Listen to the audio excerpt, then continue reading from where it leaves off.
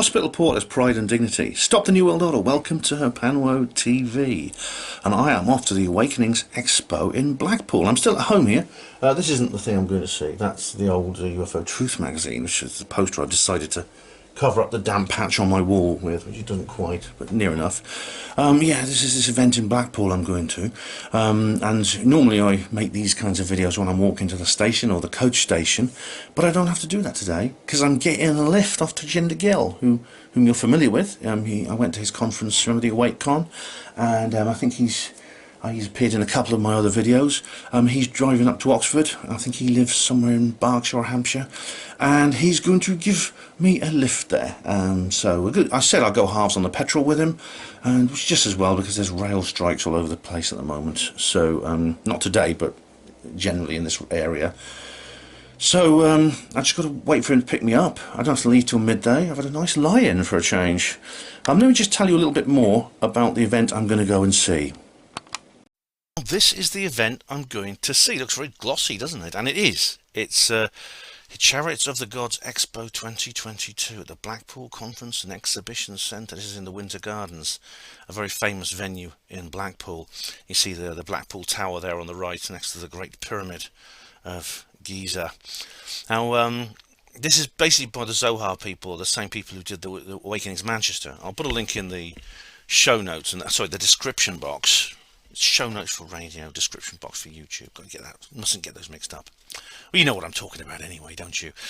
The description box to the Awakenings Manchester, my reportage for that, because that was very, very good indeed. And there's going to be one next year as well. This appears to they're on a roll now since the lockdown ended, and I imagine it's going to be fairly similar to the one in Manchester, which was very, very grand indeed. We have here, you see, some faces. I'm sure you'll recognise some of these people. I recognise most of them. There's a few new people I'm not aware of.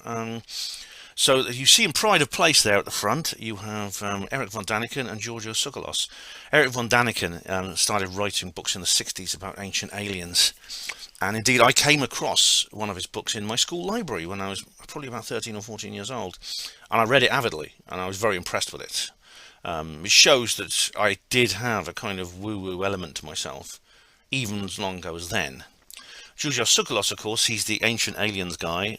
You know the memes, there's numerous memes where he, something but aliens, where you see his face. He presents that series, a very long-running, interesting series. And these two guys are like the keynote speakers. And you have like a second tier there with Andrew Collins there on the right, who's a Egyptologist and ancient mysteries researcher. Not just Egypt though, he's studied ancient mysteries here in Britain, including Oxford, as you know if you've watched my St. Fried's-wide video. The guy on the left now is someone I've never heard of, Billy Carson. No, I've heard of the name Billy Carson, and he was actually on. He was actually interviewed, I think, in this film, The Terror in the Sky. I saw an interview with him. Now, I must apologise. I got him mixed up with Ben Carson, who's someone entirely different. I thought because Ben Carson is like a big Trump supporter in the United States, and who I think has run for Congress or something. And he looks a little bit. They look quite similar, though Ben Carson's a lot older. And so I got the two of them mixed up. Ben Carson is someone entirely different. I don't know. They might be related. I don't know. But Billy Carson is like he does UFOs and things like that. So I don't know a lot about him. Now, coming down to the third tier, I hope this isn't. These hierarchies aren't necessarily sort of the indicator of quality. I mean, as you know from the Awakenings Manchester, I only had like a silver ticket, so I could only go into Hangar 2 and 3. The Hangar 2 and 3 speakers were excellent. And if I'd had a Hangar 1 ticket, I'd have missed those. So I'm doing the same this time, actually. I've only got a gold ticket. There's only two tiers this time, gold and platinum. The only main difference is with platinum, you get to do a meet and greet on Friday night and see a couple of extra speakers, including some of the ones I'm going to talk about here. But on the far left there, you see Maria Wheatley, who you're very familiar with, I'm sure. I've interviewed her several times. She is an ancient mysteries investigator specialising in megaliths, and she's a courier. She does tour guides of these things. You can actually book a tour guide with her. I actually did a dowsing course with her long ago, before I really knew much or was very into HPANWO-esque things. Then there's Steve Mehrer, of course, who you're very familiar with. He's actually part of the organising team on this, I think, and he's a paranormal investigator. Very, very good quality, very interesting guy. I actually read one of his books before I met him and spoke to him, and yeah, I saw him at Probe. It's great to see him at Probe again. Paul Sinclair I saw recently at Hull, although he wouldn't have recognised me, and I don't think he did. But I was tempted to. He's the guy I was tempted to buy his book and get him to sign it in the name of David, but I thought that'd be a bit cruel. I'll get one for his stall from his stall this time, as I actually am. But he comes from Hull, and he is a local paranormal historian and investigator, and has been doing a big project up Bempton, this portal area to the north of Hull on the cliffs by the seaside. Yeah, Hugh Newman, he actually spoke at UFO Truth. He's another guy who I can't remember much about Hugh Newman. I'm sorry. I did see his talk at UFO Truth. That was back in 2018. Johnny Enoch, a name I've heard. I don't know much about him. Teresa Bullard, I don't know. Teresa Bullard Wyke, I think her full name is. I don't know much about her. It's the first time I've heard of her. Klaus Donner is a name I'm familiar with, but I'm not sure what his speciality is. He sounds German. God knows what Michael Shrimpton thinks of him. Barry Fitzgerald is I don't remember much about him, but I have met him actually, and I'm familiar with him. He has spoken at Miles's conference, the Basis Project. Andrew Goff, I've never heard of, but apparently he's some kind of inner Earth explorer or something like that. He deals with I don't know if he's a hollow earther, I'm not sure, but I know very little about him indeed. Richard Doty, I think I'll say more about him later. But this is the event I'm going to. I'm very much looking forward to it. So, well, I hope you'll accompany me in pixel format as we go on this little reportage. And do remember, there'll be future events after this. There's another one already booked for next year. Lou Elizondo's going to be at that. So please do come and join me at a future event. Okay guys, I'm on my way now. I'm in this car here with Taj. I think you've met Taj before. He's been on the video on this channel before. And we're on our way to Blackpool. We've come a bit of a long way round out of Oxford. But I think Taj's sat-nav is one of these intelligent ones that knows where the traffic jams are. I hope so anyway. So you never know. But it shouldn't take long to get there actually in a car. So makes a nice change actually travelling by car. It's something I'm used to, but I'm looking forward very much to getting there and meeting up with my friends. There'll be a lot of course, a lot of them will be going to the platinum tickets. Will be going to the event this evening at the Winter Gardens. I myself have got gold. You got gold or platinum, Taj? Gold. Yeah. Taj's got gold too. So we will be hanging out with the rest of the hoi polloi. We'll find lots to amuse us. I've already been contacted by many people asking me, when you get in there, Ben, when you get in there. So we're having a great meeting of minds very soon. That's always great, wonderful part of the fun. And so far traffic looks all right. And with any luck, fingers crossed, we'll make good progress. So the weather is reasonable. It's not raining, cloudy, quite cool. So we'll see how the rest of it goes. Yeah, service. Well, I don't know how interesting these are, Taj, because these service stations all seem to look the same to me. You can't really tell much apart, but we have stopped for a little bit of a break. Where are we? Are we somewhere in the West Midlands now, aren't we? On the M6 toll road, yeah. Yeah, we're on the M6 toll roads, West Midlands. So we're making good progress. The traffic's not been too bad. I'll show you what I'm wearing. I'm wearing a very suitable t-shirt here, you see. Told you so. With a big UFO there. I'm also wearing my old Truth Seekers Northeast hat. So I'm wearing these new shoes that I bought for me by a friend, which is nice.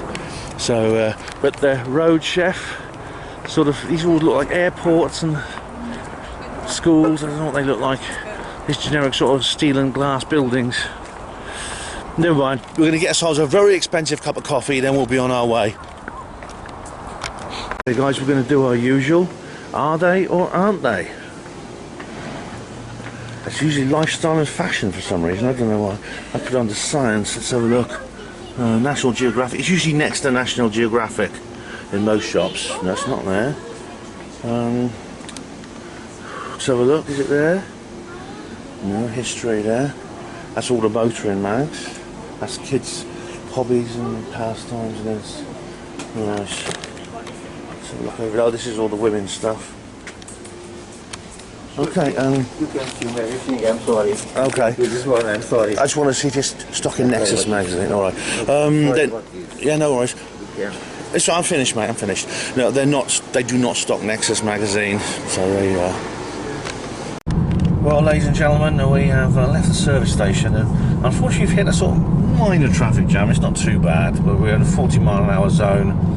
At the moment, we're scheduled to get to Blackpool at 5 p.m, but it might be a bit later.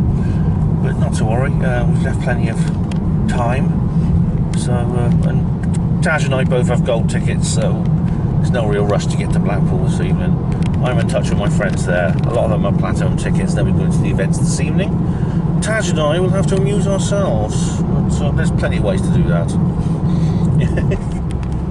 Use your imagination.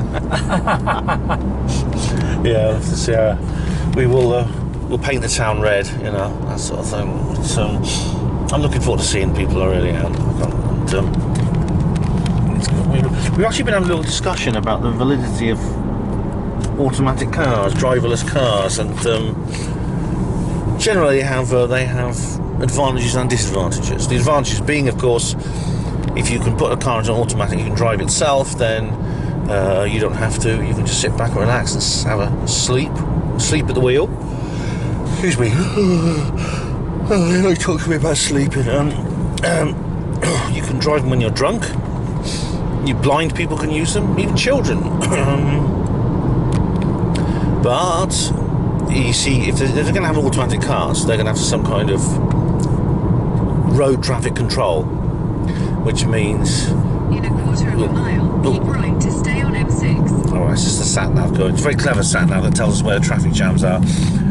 You're going to have to register with road traffic control, and if your social credit score is too low, it won't let you go certain places.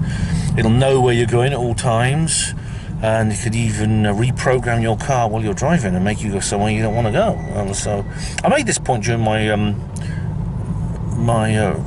what's it called? My track thing about buses.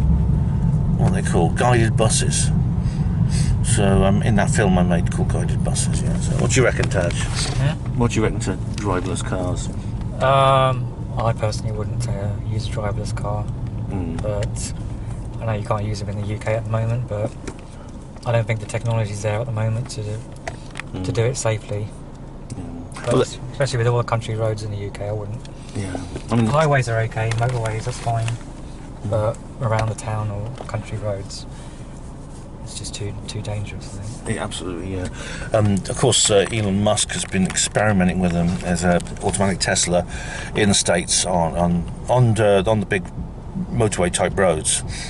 There's an experimental model that they've been working on, but it's not perfect. One of the test drivers got killed in an accident on a big highway. Yeah, I think they have. I was watching one of those videos. I think they have like 100,000. What are they called? Test drivers. Yeah. You can test the software, sign up to test the software to improve the navigation and stuff. And yeah, he was showing it. It works fine as long as there's good road markings. In 200 yards, keep right to stay on M6. As long as there's good road markings and traffic lights and the maps are correct, it's fine. Once you veer off the main roads, it's you have to take control of the car already. Yeah. Yeah. This is why, obviously, like, Keep right to stay on M6. to make it universal, I have to have a massive global road control system, which will be very elaborate, even more complicated than an air traffic control system. And like I said, the disadvantage is, of course, you lose all freedom. M6 for 31 miles. All freedom and privacy of transport, of movement, will be gone with driverless cars. So, generally speaking, I think, like a lot of technology, it has so many advantages. Yet, for geopolitical reasons, it's not a good idea, because the technology, the benefits it could bring, also bring the potential for abuse. And all we know about government is if they can abuse something, they will abuse something. So let me know what you think in the comments section anyway. we seem to be speeding up a little bit now, which is nice. So we'll keep you posted with where we're at. Well, we are almost there, which is the M55. You can see there's lots of signposts for Blackpool. In a moment we'll see the tower, and you always know we're getting close. It's quite hilly around Preston, but then you come onto the far peninsula and you get this really flat land. This is where they're doing the fracking and everything. And we've seen signposts for Lytham St Anne's. Half a mile, continue onto A5230. We've seen lots and lots of signposts for Lytham St Anne's and Blackpool. Normally it's Lytham St Anne's we're heading for. However, today, for a change, I'm going to Blackpool. So, funny enough, I've been through Blackpool. I did actually go to Blackpool itself once, a long time ago, but up until now, Blackpool has always simply been a stop-off point. In half a mile, at the roundabout, take the second exit onto Eden Way. It's always been like just a stop-off point on my journey to Lytham St Anne's. So, she's getting rather wet now. Dad's has driven continuously for ages, so he's been really good. Dad's, he's got us through here quickly, and he's done it efficiently. And we've had a little bit of traffic. It's not been that bad. A little bit of bad traffic, but it's not been that bad. So it's a pretty good journey here. We're in Blackpool now. So Colin, Mark, and all the platinum ticket holders they're going to go and enjoy their platinum privilege. We oppressed gold ticket holders are going to have to.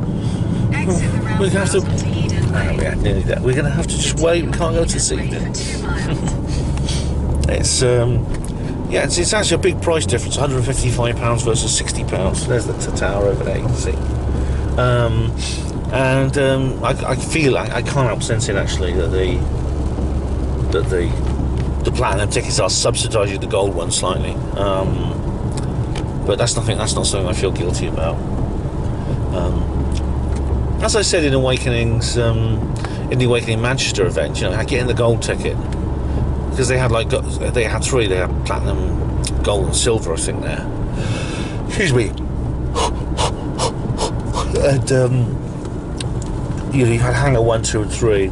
If you had a gold or silver ticket, you can only get into hangar 2 and 3. But there were some great talks in hangar 2 and 3. And so I wouldn't be surprised if it's the same with this particular event. I think this one is gold tickets. The platinum tickets gets you front row seats. Gets you, I guess it's like a backstage pass, access to the speakers. I think it does. You get to shake Giorgio's hand and things like that. You get like selfies, with the speakers and stuff like that. Yeah. And you get first dibs on the seats. I think that's it. That's what you pay the extra money for, yeah. But sure, if you want that sort of thing and you're willing to pay 155 quid, that's cool. I personally am not bothered particularly. I mean, really, all Saturday and Sunday I can go to with my gold ticket. And tonight I'm just going to... Well, I mean, there'll probably be a lot of people hanging around. I can probably catch up. I know the East Anglia UFO group are going to be here. Several of them are going to be here. Taj and I are going to have dinner. I'll try and get hold of a couple of other people. And... so there'll be no shortage of amusement this evening, I'm absolutely sure of that. And then tomorrow, the conference begins in proper. So I'm staying at the Blackpool Travelodge South Shore, I think it is, and attached to a place called the Oxford Lodge. He's come all the way from Oxford to Blackpool, and he's staying at a place called Oxford. So maybe we should swap. I don't know, but. We'll swap notes about what Travelodges are like, But let me know what your place is like, Taj. Continue straight to stay on Eden Way. Okay, it's nearly there now. So, time for the real adventure to begin. Well, guys, I'm in the Travelodge yet again, and this is great. I've got a really, really big room. It's a massive room. It's like a family room with a little bed there and double bed there. I'll probably sleep in the little bed. But look at this, I mean, you could bloody play basketball in here. I could have done with a room this size in Hull when I was stuck in my room, I'm telling you. Okay, use your tour, guys, let's have a look. Towels, mirror, psycho shower, warning sign so you don't get sued. Red tile, of course. There's the cherry picture again. Not much variety. Here's your TV. And right out here I've got, what's the view like? Well, I'm on the second floor, I'm not quite as high as before. And that is Blackpool FC's football ground. I don't know what it's called, but that's the place. I'm right next to the football ground. So any Blackpool fans, you know, if you've got any requests, I'll sort of intuit them over to me telepathically, and I'll see what I can do. So basically, waiting for Taj now. He's going to check into his hotel, and he's at his place, the Oxford Lodge, and then we're going to meet up at some point and have something to eat. I just texted a few people. It seems everyone here this evening is actually in the venue so far, which means yeah, I've got here. Most of them, I think, got here on Friday so they could go to the venue. So I think a lot of them I'll either have to see late tonight when the whole thing's finished, which will probably be about 10, 11 p.m, or I'll see them tomorrow. But first of all, I've got to find my way around. Now, I'll have to try and get hold of a map. Of course, I can always get a map on my phone, but, you know, being me, I like to have a good old-fashioned paper map you can hold in your hands if possible. I also like them and I collect them, so I'll see if I can get a hold of them. Right, I think that's the next step. Just waiting for Taj to text me back when he is ensconced in his own hotel. So, right, lots of fun things coming up this evening, I hope. Alright guys, I've left the hotel now and I'm heading for the seafront. See, Taj is at this place, the Oxford Lodge. It's quite close to the venue, so I know it's near the central pier and the tower. But until we got our bearings, you know, I just said let's just both head for the seafront, and then we can. It's probably the easiest place for us to meet each other. The weather is grey. It's been raining a bit. It's quite damp, but despite that, it's actually quite warm. As you can see, I'm just in my t-shirt here, my "Told You So" t-shirt, and I've got my raincoat there just in case I need it, but it's actually still pretty warm. But the forecast for this weekend is going to turn cool and it's going to get wetter. So I think we have a more average British summer ahead of us this weekend. But that's okay. We're going to be indoors. It's not going to be a big deal. There was a rail strike tomorrow, so I surely can't be the only person who's come up here tonight. I'll look around. If I can get, well, Taj will probably get Facebook on his phone. My phone can't do that sort of thing, and so we can sort of make our maybe meet some other people. I am in touch with a few people at the venue. They've all got platinum tickets. There was a break at 6 p.m. to 7. I don't know if we can get there by then, but we're gonna see what we can do. There you see is the sea. It wasn't long ago I was here before, Probe, and I'm back again. This time it is Blackpool proper. Funny enough, people often describe the Probe conference as a conference in Blackpool. I suppose Blackpool is the more famous place than Lytham St Anne's, and it's very close to Lytham St Anne's, almost walking distance. And I suppose so that's why they always said it's a Blackpool conference. Of course, as you know, Blackpool and Lytham St Anne's, as seaside towns, may be geographically close. They couldn't be more different in any other way.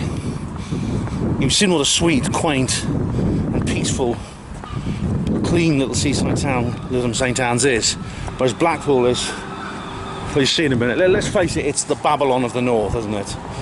I won't repeat what Jonathan Downes said about the place again, but I have talked about that before, and it's quite right.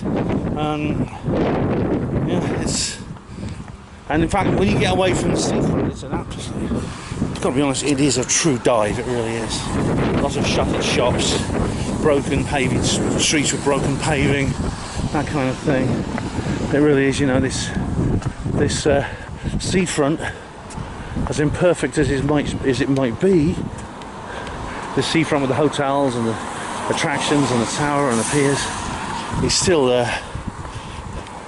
it's still sort of painting over the town itself, which is, it's not an attractive place. And I'm sorry for anyone who comes from Blackpool and hears me say that, but I have to be honest. You know, there's boarded up shops. Buildings in very poor condition. It's quite dirty. Oh look, there's I think that's like it's like a Shrek thing. Oh, that's like the pumpkin. Oh, what's it called? Cinderella, not Cinderella, is it? Yeah, it's Cinderella. The pumpkin, yeah. So there are some nice things here, you know. And but you just go a few hundred yards from the seafront here, so you're in a different place. I mean, many times waiting at this rather damp, this bus stop full of cracked glass on the shelter. Waiting for my bus to take me to St Anne's. Yeah. Anyway, I'm heading to meet Taj now, and there's another one. Look at that. It's like a Cinderella coach. Hello. Very nice. It's lovely, isn't it? Yeah. I mean, there are some nice things here, aren't there? So, the good thing about having the tower is it's a very, very good point of reference for directions. I mean, I just asked Taj, I said, how close are you to the tower? And he says, a couple of hundred yards away. I said, right, I know where to go. So I'm heading there now. He said Coral Island, that's a very easy place. That's by the coach station. So I'm sort of knowing where I'm heading now. There is the central pier. And you never know, I might get a chance to go on them. There's lots of things I've come here and I haven't done. I've never been up the tower. This really tall tower, it's about 500 feet high. Never been on any of the piers. So these are the sort of things I ought to get done, really, shouldn't I? If I can find time. Oh, there's a tram. There's a tram.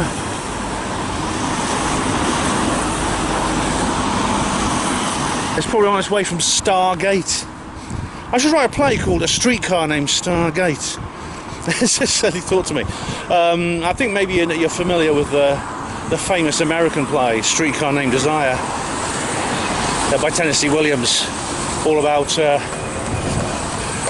this couple this couple that live in a house. And their sister comes, and the sister is a horrible harpy, exploitative and miserable and things like that, and trouble, you know, high maintenance. It's a very good play. And it got its title from the fact that Tennessee Williams, he was living in New Orleans at the time, and there's a place in the area called Desire, and it's a tram. It is actually a tram terminus, and so some of the trams that used to drive past his home where he was working, and he's looking out the window while he was writing, said Desire on the destination plate on the front. So he thought, what am I going to call this damn play? Oh, you know, A Streetcar Named Desire, because streetcar is the American word for a tram. So it's a bit of trivia there for you. Hope you appreciate that. I'm rambling. Stop it, Ben. Or I'm heading now for the tower to meet Taj. Well, Taj and I are in this pub called the Manchester. It's on the seafront. You get a great view. You see the pier and the tower and stuff. And we've had a lovely meal. What did you have? I had a Cumberland sausage and mash.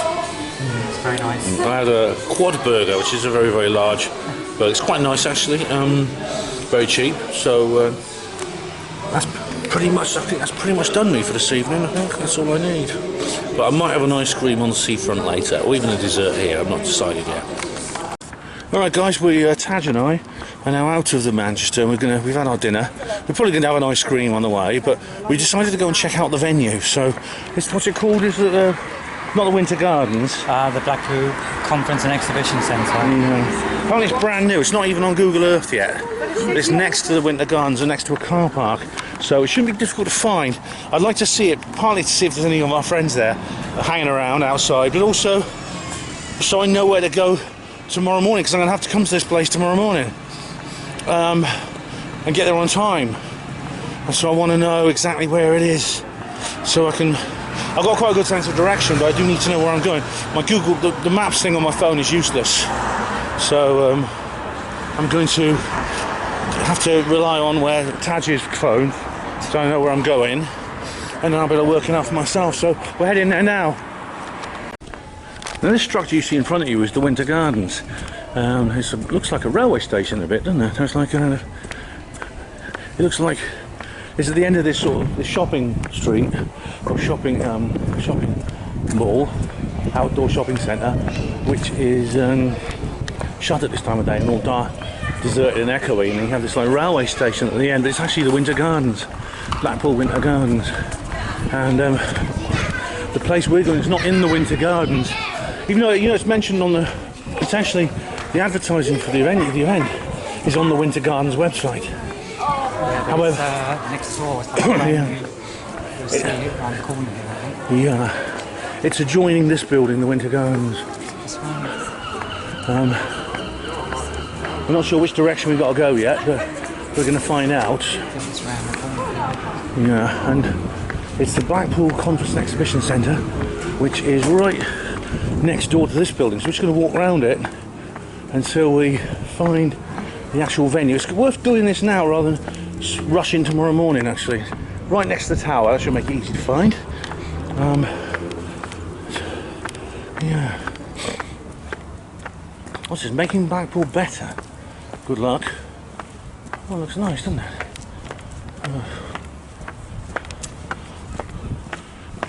Maybe that's it. Maybe that building there. That could be it. Oh, there's a picture of it.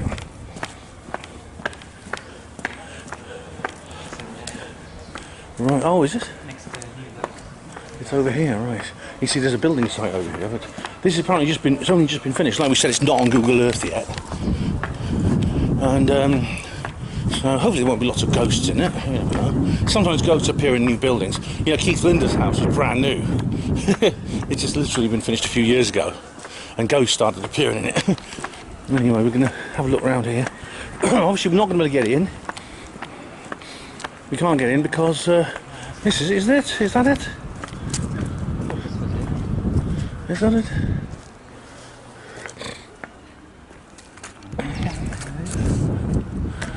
Is that what your phone is telling you to... The phone was telling me here. Right. Oh, it looks, I saw on the map. Winter it Gardens, was Blackpool. past Winter Gardens is like a construction site. Yeah. We can go in there and have a look. Welcome to... What's it called? I can't read all that. So we'll work it out, ladies and gents. Okay, I think we're heading in the right direction now. We went the wrong way.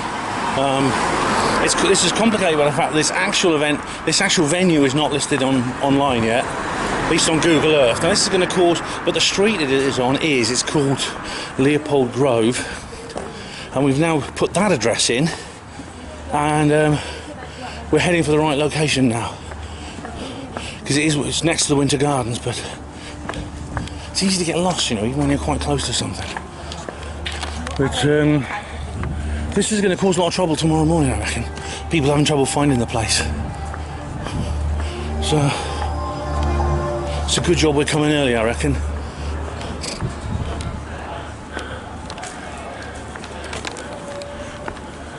Yeah, guys, Taj and I are officially confused. We can't see this place anywhere. I even tried to do something very unmale and ask directions. And in the Greggs, but the Greggs was shut. So we're going to keep going along here and keep working on it. We know what the thing looks like now. It's quite a large building, so if we're close to it, we shouldn't be able to miss it. It is actually part of the Winter Gardens complex. There's even, you know, as we said, the whole thing's listed on the Winter Gardens website. So maybe, I don't know. Is anyone in there? Sorry if there's wind on the mic, by the way.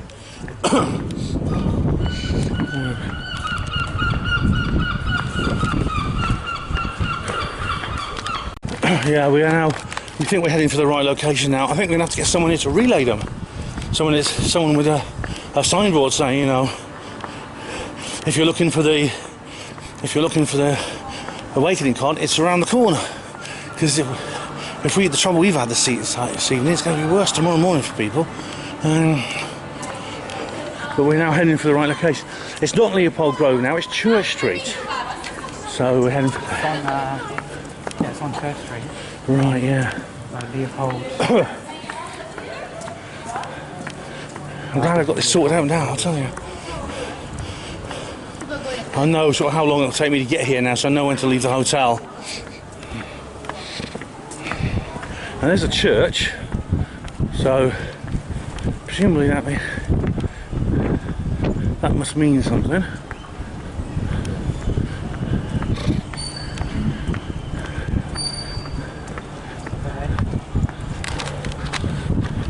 Hey Guys, we found the venue in the end. Taj and I, after a lot of working around, we had to call Pandora, who's Taj's friend, who's like got a stall in there, and eventually we found the venue. It's difficult to find.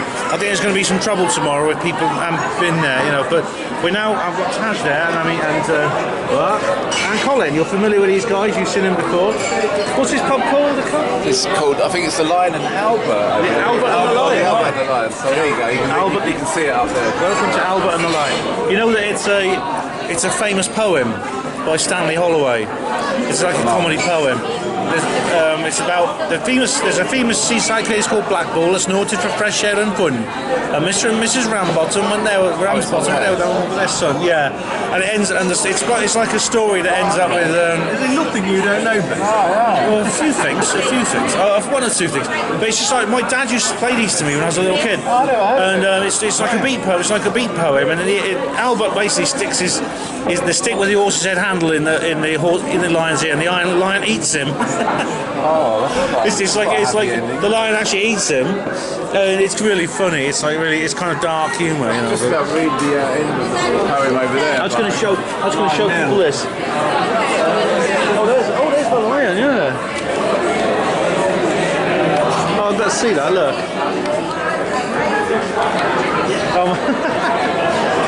There's the lion, and there's young Albert. He's been eaten by the lion. If you go up here, it says, I'll just show people this. Here you can see Albert being eaten by the lion. There he is. He's got his stick with a horse's head handle. There we go. You can pause and read that, ladies and gentlemen. It's really funny. And there's another one where there's another one. Mrs. Ramsbottom, if you ever needed first aid in your life, by gum you'll be wanting it now. So I'm going on about trivia now. These guys are thinking, oh, go Ben, stop rambling. I know. Yeah, we actually had some strawberry schnapps, didn't we? Yeah, strawberry and lime, I think it was. Yeah. Anyway, That's that flavour. Yeah. But it's good to see you guys anyway. Well, it's good to be here. Good to see you all. And Taj, you've already met. I'm actually, I didn't film at the venue today. I'll do that tomorrow morning. But it's really, really great. As soon as we turned up there, I saw loads of people I knew, and it's just like old times. And I'll tell you all about it tomorrow. So, time to get the drinks down. Here's some of the text of Albert and the Lion. You can actually pause and read this. It goes on a bit long. You can actually get them on YouTube. You can actually get the recitation on YouTube by Stanley Holloway. And there is the lion with Albert being swallowed by the lion. Okay, guys, we're in a taxi now, and there's Blackpool at night, and it's too early for the illuminations. But I tell you what, the place does look better at night. I think it's nice. We're actually going to another hotel because we're going to the Speakers Hotel because this is an old Probe tradition, and so we're hoping to go and catch up with some of the more people there and the speakers. Get some secrets when they're pissed. Yeah. Yes, exactly. Get Richard Doty drunk so he confesses some even more. Tried that. We went there, it's just bought us a lovely round, which was, how much was it? I think it was 21. Well, we are in the Speakers Hotel. So it's a nice one. If you were interested in going to Blackpool, it's called the Boulevard. And We're with Taj. it's right next to the road. Very nice. And Very we've got, nice. over there, there's Side bay, you can actually film the road. there's Eric Von Daniken there, there's old Giorgio Tsoukalos there, Mr. Ancient Aliens himself, and over there I think is Andrew Collins. So we are rubbing shoulders with the giants right now, aren't we? Yes. Yeah, sometimes ancient giants from Mesopotamia, you never know. Yes. But it's actually quite. You can see how grand it is here. It's a bit of a different from it's a bit of a culture shock actually from Wetherspoons, but we're probably going to spend a little while of time here and then we're going to go back to bed, I think. Anyway, it's been a good evening. I've enjoyed it. Oh, good morning, everyone. How you doing? I got home last night quite late. I got home back to this hotel room. Left the hotel probably about midnight, I think. But we had fun. It was a nice place to be in that posh hotel. Blackpool's poshest venue. Posh and Blackpool are two words I never thought I'd say in the same sentence, but I was wrong. It is a very grand, upmarket establishment, and it was nice. I got to see. Obviously, I was there with my friends, but I also saw Steve Mera and Jackie, his partner, and Vitali was there, and say hello to him. And I met a few new people as well, including Giorgio Sokolos. I got to say hello to him, and he likes my T-shirt. He said it was really good. And I said, yeah, well, Giorgio, we have, haven't we? We have. Right now, it's now nearly 8 o'clock, and so I'm going to head off to the venue quite early, just to avoid any miscalculations of timing or navigation. I think I know where I'm going, I think. I'll just double check it. I've only got like a little bit more time here in terms of the Wi-Fi. Excuse me if I just put you down for a second. Just to, it was nice to get out and get involved, you know, seeing as I missed the Friday night, through my own choice, completely through my own choice, I missed the Friday night's events. So it was nice to sort of like start interacting with people early by going up to the hotel and meeting with other people. There's other people here I've been in contact with, such as Tony Buckingham's here and Kaz from the East Anglia UFO East Anglia UFO group. They're here. Apparently, I think Gary Heseltine's coming. Miles is around somewhere, but I don't know where exactly. And I think anyone who's anyone within the UFO world, UFO paranormal conspiratorial world, is going to be at this event. I think it's virtually a certainty. So this seems to be like is gearing up to be the premiere of all the conferences I've been to. I've been to 4 conferences now already this year. That's quite something, isn't it? That's quite an achievement. Yes, it's a Weird Weekend North, Probe, Outer Limits, and now this. So what I'm going to do now is I've got to. It shouldn't take me. I'm going to leave an hour, and it's an hour till it opens. It opens 9 a.m. I've got an hour, so I'm going to keep that hour. I'm not going to mess around. I'm going to make sure I have that hour to find my way to the venue. So I'm going to leave pretty much now. So I'll see you later. And welcome this morning to Blackpool waterfront, the Lindeen Hotel. I've got to remember these things. So because when I'm decided not to try and be too clever and just go down to the seafront and walk along. It's easier to navigate yourself that way in Blackpool. That over there, believe it or not, is not the Ukrainian flag. It's something to do with life savings. And sea, I haven't had a look at the sea yet. I haven't got time to go over there and have a look at the sea. I probably do, actually. I'm gonna keep my eye on the tower. I don't know where I'm going now. It's good having that tower there, actually. I think I've said that before, but it's good to help you with navigation. This is where I was walking just a few weeks ago on my way back from Probe. Look out for trams. It's actually quite breezy today. There's quite a lot of wind. But it's warm enough for me to walk around with just the t-shirt on, so that's okay. I'm bringing my laptop with me to the venue because I'm going to try and see if they got Wi-Fi. I might try that live stream thing again. I tried to live stream on Facebook, and for some reason the Facebook didn't recognise the webcam on my laptop, so that was a bit annoying, but I'll give it another go. Maybe try and work out where I went wrong. Over here. There's the sea. And the tide is in at the moment. It's a bit breezy. Here I'm going. So I'll be seeing all my friends and enemies today, I expect, because everyone, like I say, everyone who's anyone is probably going to be here. And obviously there are some people I'm going to have to avoid, but as I've proved, I think, with my my Outer Limits magazine adventure, I am perfectly capable of being a professional, being calm, sticking with the people I like and avoiding the people I don't. David Young, for example, I think is there. Colin did report that he was around.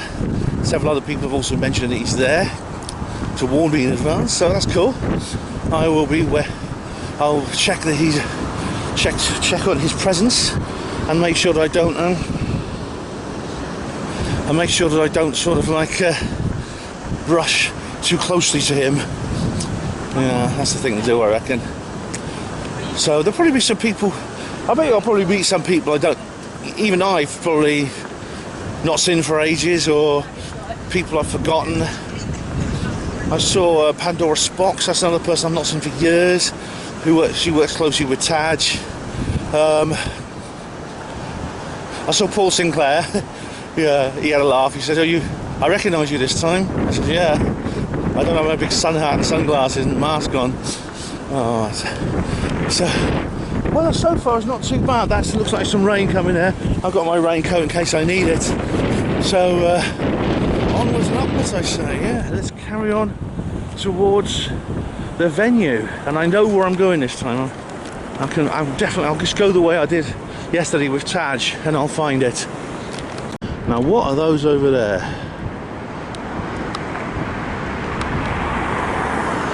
We have offshore wind farms, guys. You see them?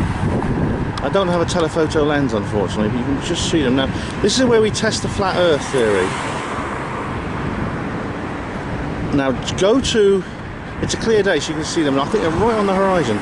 Go to some piece of information. I'll get the tram goes out of the way. Go to a piece of information and find out what those things look like, how tall they are, and whether the bottom is hidden by the curvature of the Earth. What I think you'll find there is that I can't actually see the bottoms of those wind turbines where they attach. They're built on little artificial islands in the sea. What you'll find, I think, is that you can't see the bottom of them from where I am because they're hidden by the curvature of the Earth. Basically, the bottom there's this curve, which means you can only see the top of them, which is kind of peeking over that curve to look at those things. So check that out. It's test the theory. I'm sure the flatties have got an answer for that, you know, God knows what, but they always seem to think of something. Anyway, guys, there's a clock up there on that little Art Deco building there, and it's gone 8:30, so the doors opened 9 AM, so better get a move on. Not that I don't have to be there when the doors open. I like to be there when the doors open, just to get there and enjoy as much of it as possible. So that's always been a habit of mine ever since I started conferencing. Coral Island here, and up on my right is the coast station where I left Probe when I came here last. So I won't be going that way today, I don't think, or this weekend, but it is actually up there. You'll recognise all this, so it's starting to look familiar. There's the coach station up there, so here we go. And here is the tower. Here's the building at the base of the tower. There's actually a theatre in there called the Tower Theatre, and there it is. Now it's an amazing structure, actually. It's 125 years old as well. There's a post on here. There we are, 125 years old. So it's quite an old building, and it's one of these things I've got to do. And I think you guys would like me to film up there, wouldn't you? And I think maybe I should do. And that's the same with going on the piers. I need to go onto the pier, or at least one of the piers, like I did in St Anne's. I've been on the St Anne's pier for the first time, and if I've got time, it's something I will do. I mean, you could check out Juliet Gregson's channel. I mean, she specialises in this sort of thing rather than myself. Anyway, I'll just go up here, follow the route I went last time. But there's lots of videos of people up on the tower. But you'd like to see me go up there, wouldn't you? And I mean, I would, if I've got time. And I don't think I'm going to. I don't think I'm going to have time. It's only open during daylight hours, and those daylight hours are going to be spent at the conference. And sorry, but I'm not missing part of the conference just to go up Blackpool Tower. Maybe it's something I should make time for, you know, stay an extra day or something. I think that's that's something that's one of my resolutions, I think, when it comes to HPANWO TV. And it looks a very different atmosphere in the morning, isn't it, this place? The shops opening and things like that. They set up to that thing I thought looked like a railway station and find our way to the venue. Okay, we're nearly at the venue now. That's 9:15. There's this lovely old church here, clearly sort of like probably Renaissance or medieval. And over here there's this rather strange piece of public art. And you get, it's probably not sinister. I mean, you get some really horrible, sinister pieces of public art. I don't know if you've seen the trans statue they've got in the Netherlands. But this is a strange. There's this silver metallic piece of linguine. And the top is a person hanging upside down. Like it's come straight from Southern Fuel, harvesting the black goo from underground, and there's these kind of lumps of glass with what looks like screwed up aluminium foil inside them. Yeah, glass pebbles with tin foil balls. So, well, obviously some people have just been using it for advertising. What it's supposed to mean, I don't know. But it just goes to show when it comes to this kind of... Oh, here we go. Okay. A bit windy today, isn't it? It is, isn't it? Yeah. When it comes to sort of public monuments and whatnot, I mean...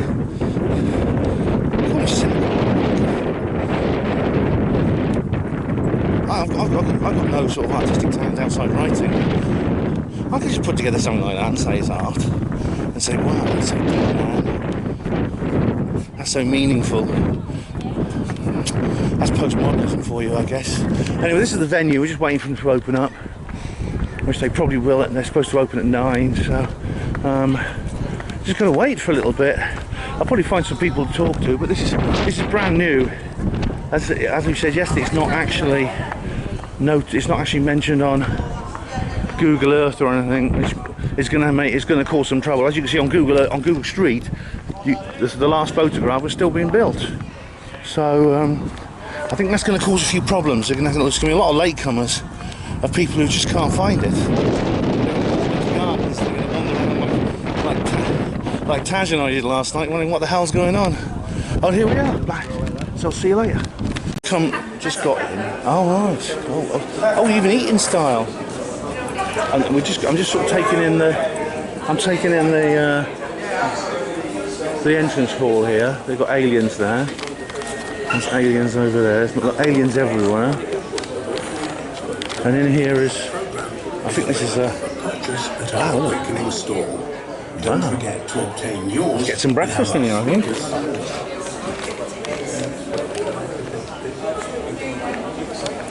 And this is a bookstore.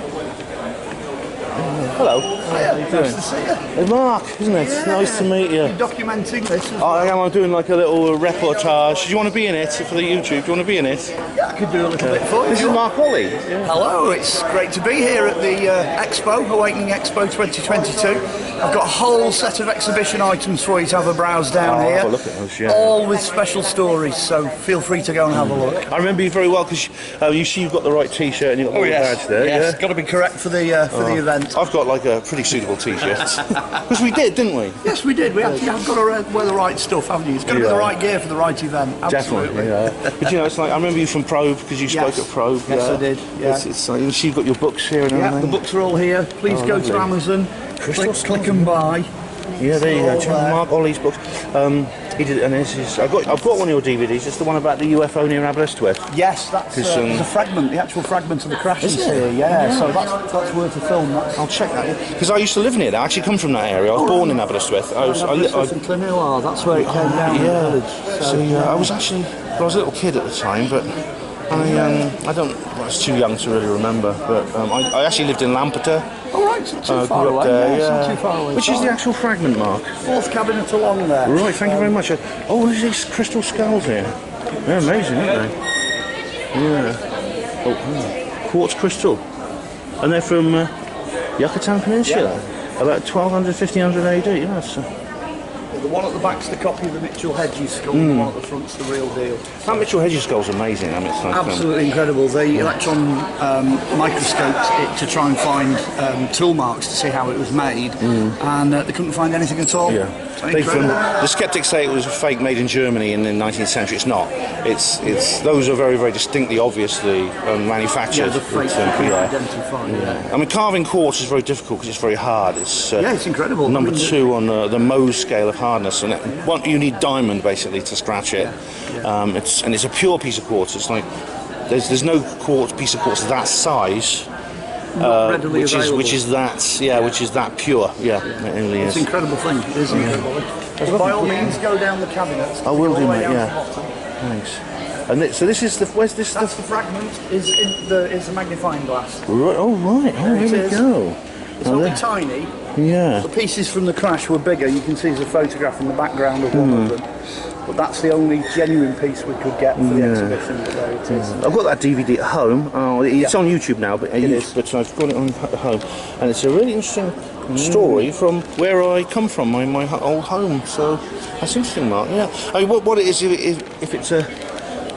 So this piece of material is this some sort of very, very sophisticated it's a metal called duralumin, and in the 1980s, 83, when it crashed, duralumin was unheard of. And then the green rubbery substance and the resin that bonds the two surfaces together, British Aerospace couldn't say what that was. How you doing? Yeah. Sorry, sure. Obvious.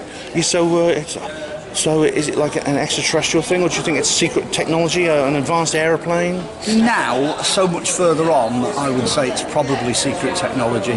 Something like from Area 51 or... Something along those kind of lines, or back-engineered technology or something like that. But that would also explain the cover-up, wouldn't it? It would, yeah, because it was pretty sharp. Yeah. It's great to meet you, Mark. Nice to see you. See you later. Enjoy the conference. Thanks, you too.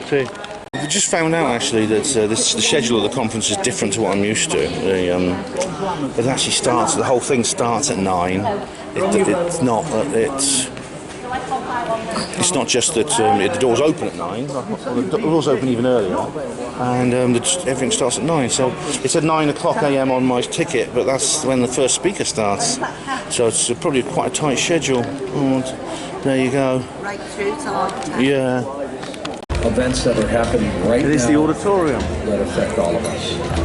You see, it's all very well done. It's all dark with blue lights and the moving lights up there. You see, so it's all very theatrical, like Sonnet Lumiere type description. And that there is the Gaia is the responsibility, is the sponsor. Now, I don't own a Gaia subscription, but if I had to subscribe to something and not. I don't own any subscription to Sky or anything. I will definitely get a subscription to Gaia before I go on to Sky.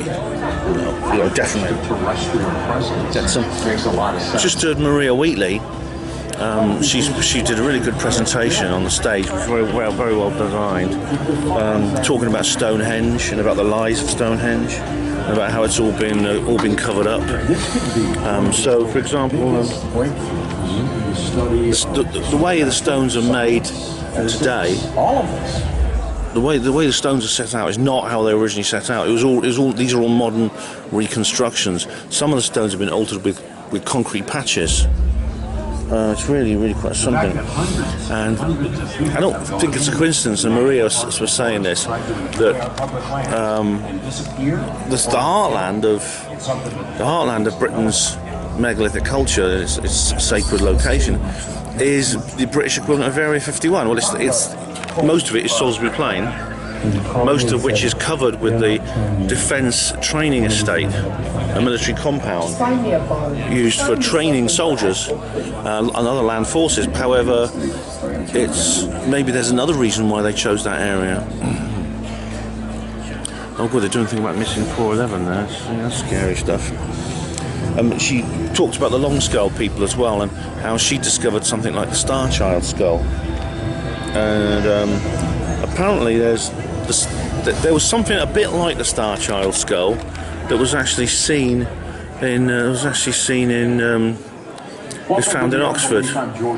Maria, very interesting stuff. How are you? Yeah, hi Ben, Oh, yeah. how are you? I'm alright. Do you want to be on HPANWO TV? Of course I do. I just got to get this mic off. Okay, yeah, And sure. my table's over there, so Don't worry, I will. you can have a picture of me in it. Oh, lovely. This is the lady who's been speaking, Marie Wheatley. You've seen her before. Yeah. Yeah. And it did a very interesting talk. It was a very interesting talk. Thank you. Okay, do you want to do that over there? Later on, yeah. I've got to get a coffee first. I got to get a coffee. All right, I'll see. Very well done, thank you. So that was the lady. That's the lady I was talking about. And this skull was held in Oxford, and it went missing.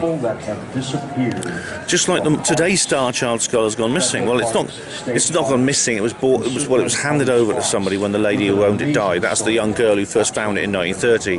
When she died, she handed it over to MUFON, but then MUFON handed it over to somebody who ended up burying it as under the Native American Graves Repatriation and Protection Act, which means you can't even, if you dig it up now, you're in big trouble. And yeah, the whole thing was rebuilt. And funny enough, James I, the man who wrote who basically commissioned the translation of the Bible, the most common translation we still use today. He was apparently bisexual, and he was having an affair with the Duke of Buckingham, and he actually bought this altar stone that was originally covered with ochre. It wasn't just grey stone; it was covered with pigment. And it's still buried there. It's still buried, and no one will let you. You're not allowed to dig it up. I mean, there's a reason why it's all roped off. The whole thing is roped off. And 14-year-old girl that was on a packed train. There's a hole in one of the trilithons, one of the uprights of the trilithons, and water comes out of it. No one knows where this water comes from, and it's healing. It can heal things. Ever since the Middle Ages, people have used it to heal. They called it shortness of breath, which is asthma, which they used to call asthma, and the falling down sickness, which is epilepsy. And guess what? When the in the 1920s, when major renovations were done to the site, they plugged it up with cement. There was also a metal plate on Stonehenge dating back to when it was built, would have had writing on, or something like probably in some ancient script, and that's been removed. But the mark is still there where it was. There are two types of long skull people. There are tall ones, and they're very tall because our heads are like 1/8 of the size of our body in terms of vertical length. Yet the long skull people actually there is 1/10, which means if you met a long skull people, they look very sort of lanky. Their bodies are a different proportion. However, there were very short long skull people too, just like 4 feet, something like that. Why do you think it was so secret? And it doesn't make a lot of sense because there was some kind of war. We know there was some kind of war. The round skull people invaded Britain and basically carried out a genocide against the long skull people sometime in the late Neolithic. And if you want to know what a round skull person looks like, well, you can look in the mirror because it's us. It's an amazing thing, yeah. It's not that I feel guilty about it. You know what I think about racial guilt, but it's just a remarkable idea about how much of our past is covered up. So much is covered up, and it's done deliberately for an agenda, I believe. Yeah. This is interesting stuff. There's no way you can squeeze. There's George Norrie talking to David Paulides about the missing people. Stacy's, her mom and her dad have died. So we got until 10:30. Then is the next speaker. At some point, I'm going to have to get some coffee and breakfast. I haven't had any yet, so there you go. This is going to go on all day till about 11 p.m. So I've got to have to pace myself. Anyway. I've got till 10:30, so I better get on. I'm in this dining room now, which is where people can eat. It's very you have the Gaia TV samples even in here. I've got myself a programme. I'll show it you later in detail when I do the souvenirs. But I finally got a chance to get a cup of coffee. But I've seen somebody. I saw Brian Allen. The Scottish guy. I've not seen him for years, and he was there. Oh, good. There's old Milesy. There is the Milester himself. He has made it. Yes, it's him. I'm assuming I'm watching him now. Yes, I'm watching him very closely. that was registered on the graph, and the graph clearly showed there is a chamber. So yeah, this is like a big reunion, and it's great fun. I think almost everyone who's everyone's here, like I said. So time for a cup of coffee. They're starting again at 30:30, so it's a tight schedule. It's now 11:30, and you can see the theatrics of this pageant. Hello, Tony. Oh, it's my mate Tony. How are you? Good to see you, buddy. Good to see you. Yeah, are you going down for dinner? I'll come and join you in a minute. I will be. I'm waiting for Kaz. Right, you are. I'm going to come and join. I'm just doing my review of Paul's talk, and then I'll come and join you. It's good to see you. Good to see you. So yeah, the theatrics. You see, they put smoke in the air, so it's like a nightclub in here. They put like smoke in the air, and we've got like beams of light.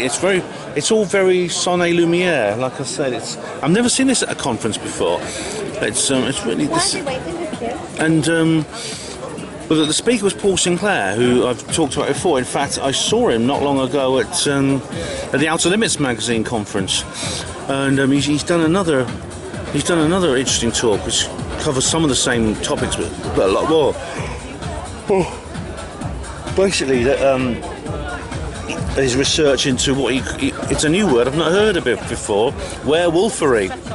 Werewolfery, it's obviously, see in a minute, werewolfery is obviously to do with werewolves, a place full of with lots of werewolves, and stories of werewolves just are like almost ubiquitous in that area. And he interviewed so many people. He actually interviewed people live who've seen werewolves. He's also dug up legends in history going back like centuries of dogs that walk on their hind legs, humans with dog heads, the kind of thing. And we always think of this as it's just something from horror movies and things, but it's not. It's incredible, like a lot of horror films, it's actually based on reality. And it's scary to think that horror movies are based on reality, but they are. Some of them are, and that's scary. I mean, for example, it's even in the names. Like there's a place called Broxer Wood.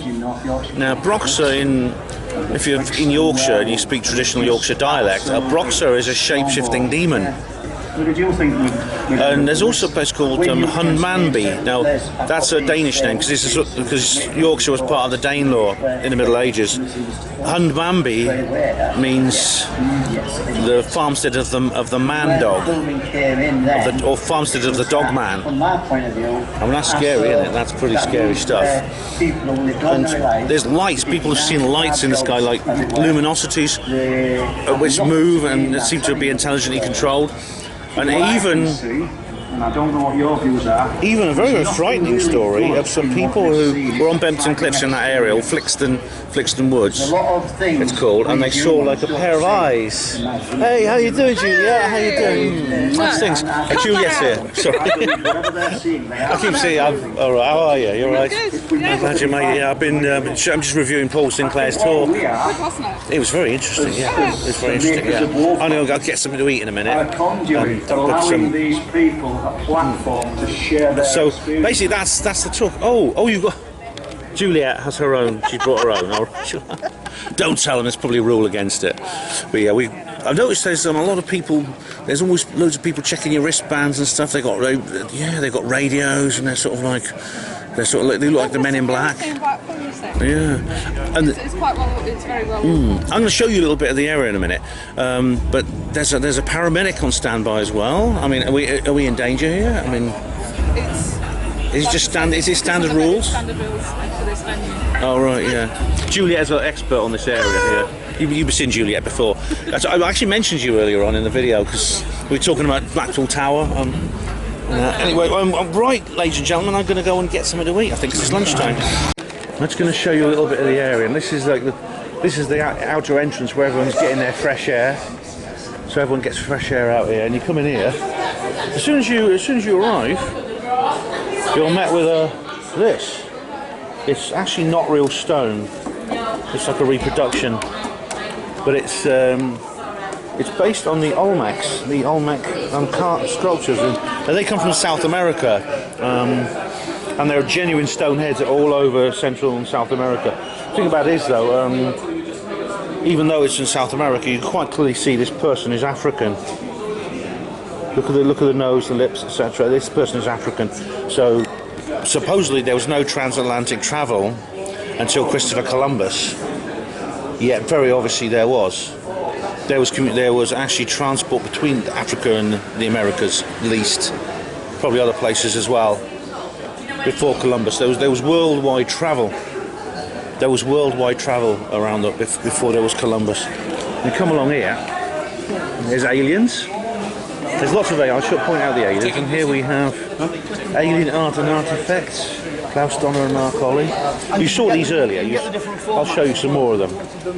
You saw these earlier, but I'll show you some more. That's the piece of the spaceship, which you can see there. Just all the aircraft, the secret aircraft. This is a pair of panniers made for. Oh, it's made by Aleister Crowley. So these are things made for Aleister Crowley. My goodness me, pentacle and a cup of panniers. This here is. Oh, these are old artifacts from the Neanderthal times, and there's the Venus feminine fertility figures from the prehistoric times. Here we have Neo-Mayan fertility pots. That's quite simple. And we have like the Klaus Donner material. He's speaking to later on, I think. The earliest known to complete tarot. There's a crystal ball there, see? There's a pot. Here's a pipe, which is probably used for smoking something noxious. This is a handwritten ancient Quran from 1500 1620 AD Morocco. Wow. See how old that is. Hadith words of Muhammad, that's the Hadith. They're all in Arabic. Illuminated Arabic script there, you see. This is Texites. What is it? Original spacesuit. Sputnik barometer. Collection of handmade South American objects depicting UAP. Oh right, yeah. Now those are clearly aliens, aren't they? They look very alien-like. Masonic jewellery. So I'm going quickly because I've got a lot to show you here. A bronze Buddha. You can pause and examine these in more detail. Here's your crystal. This is a obsidian Aztec Maya crystal skull. Obsidian green. That's quite something. Over here we have like there's look, supplements and things like this. Hey there. This is hey Julie, this is Lorraine's store, which you've seen before. Thanks, Julia. Hi Lorraine, all right. Greetings, Ben. Greetings. Good to see you. Okay, you too. You're selling a lot of these, or giving away a lot of these books? Yes, we've given. They're almost gone again. Actually, yeah, Lorraine is at every single one of these conferences with her stall here. Marshall V and Summers' books here, which you can pick up for free. And there's some flyers there for some of them. Yes, cool. It's all free online. Brilliant, cheers. Thank you. There's some more things, some soap and things here. And crystals. Lovely. Now this is Lloyd Canning over here. Some of Lloyd's new work. Wow, look at that. Hi Lloyd, how you doing? Nice to see you again. Nice to see you again, mate. Yeah, it's good. Good to see you still at work. Yeah. Very nice. Very nice stuff, mate. Very nice. Oh yeah, that's the book cover to Mary Rodwell's book. That face there. Yeah. Brilliant stuff. Okay, I'm going to go upstairs now. This is a bit like a shopping centre. We go past this Sphinx thing here, and we're on level 0. It's like being at my hospital. Level 0, and here's Gaia. Gaia, the streaming the world's largest library. You have conscious media. And there's another alien. I'll point out whenever I see an alien. I'll point it out to you. And this is like a shopping centre. You've got these escalators. So like this, and you get a panoramic view of the surrounding area as you ascend. But then as you arrive, another level of stalls awaits you. See, you can see everything down below you there. You can look down on the world like Buddha.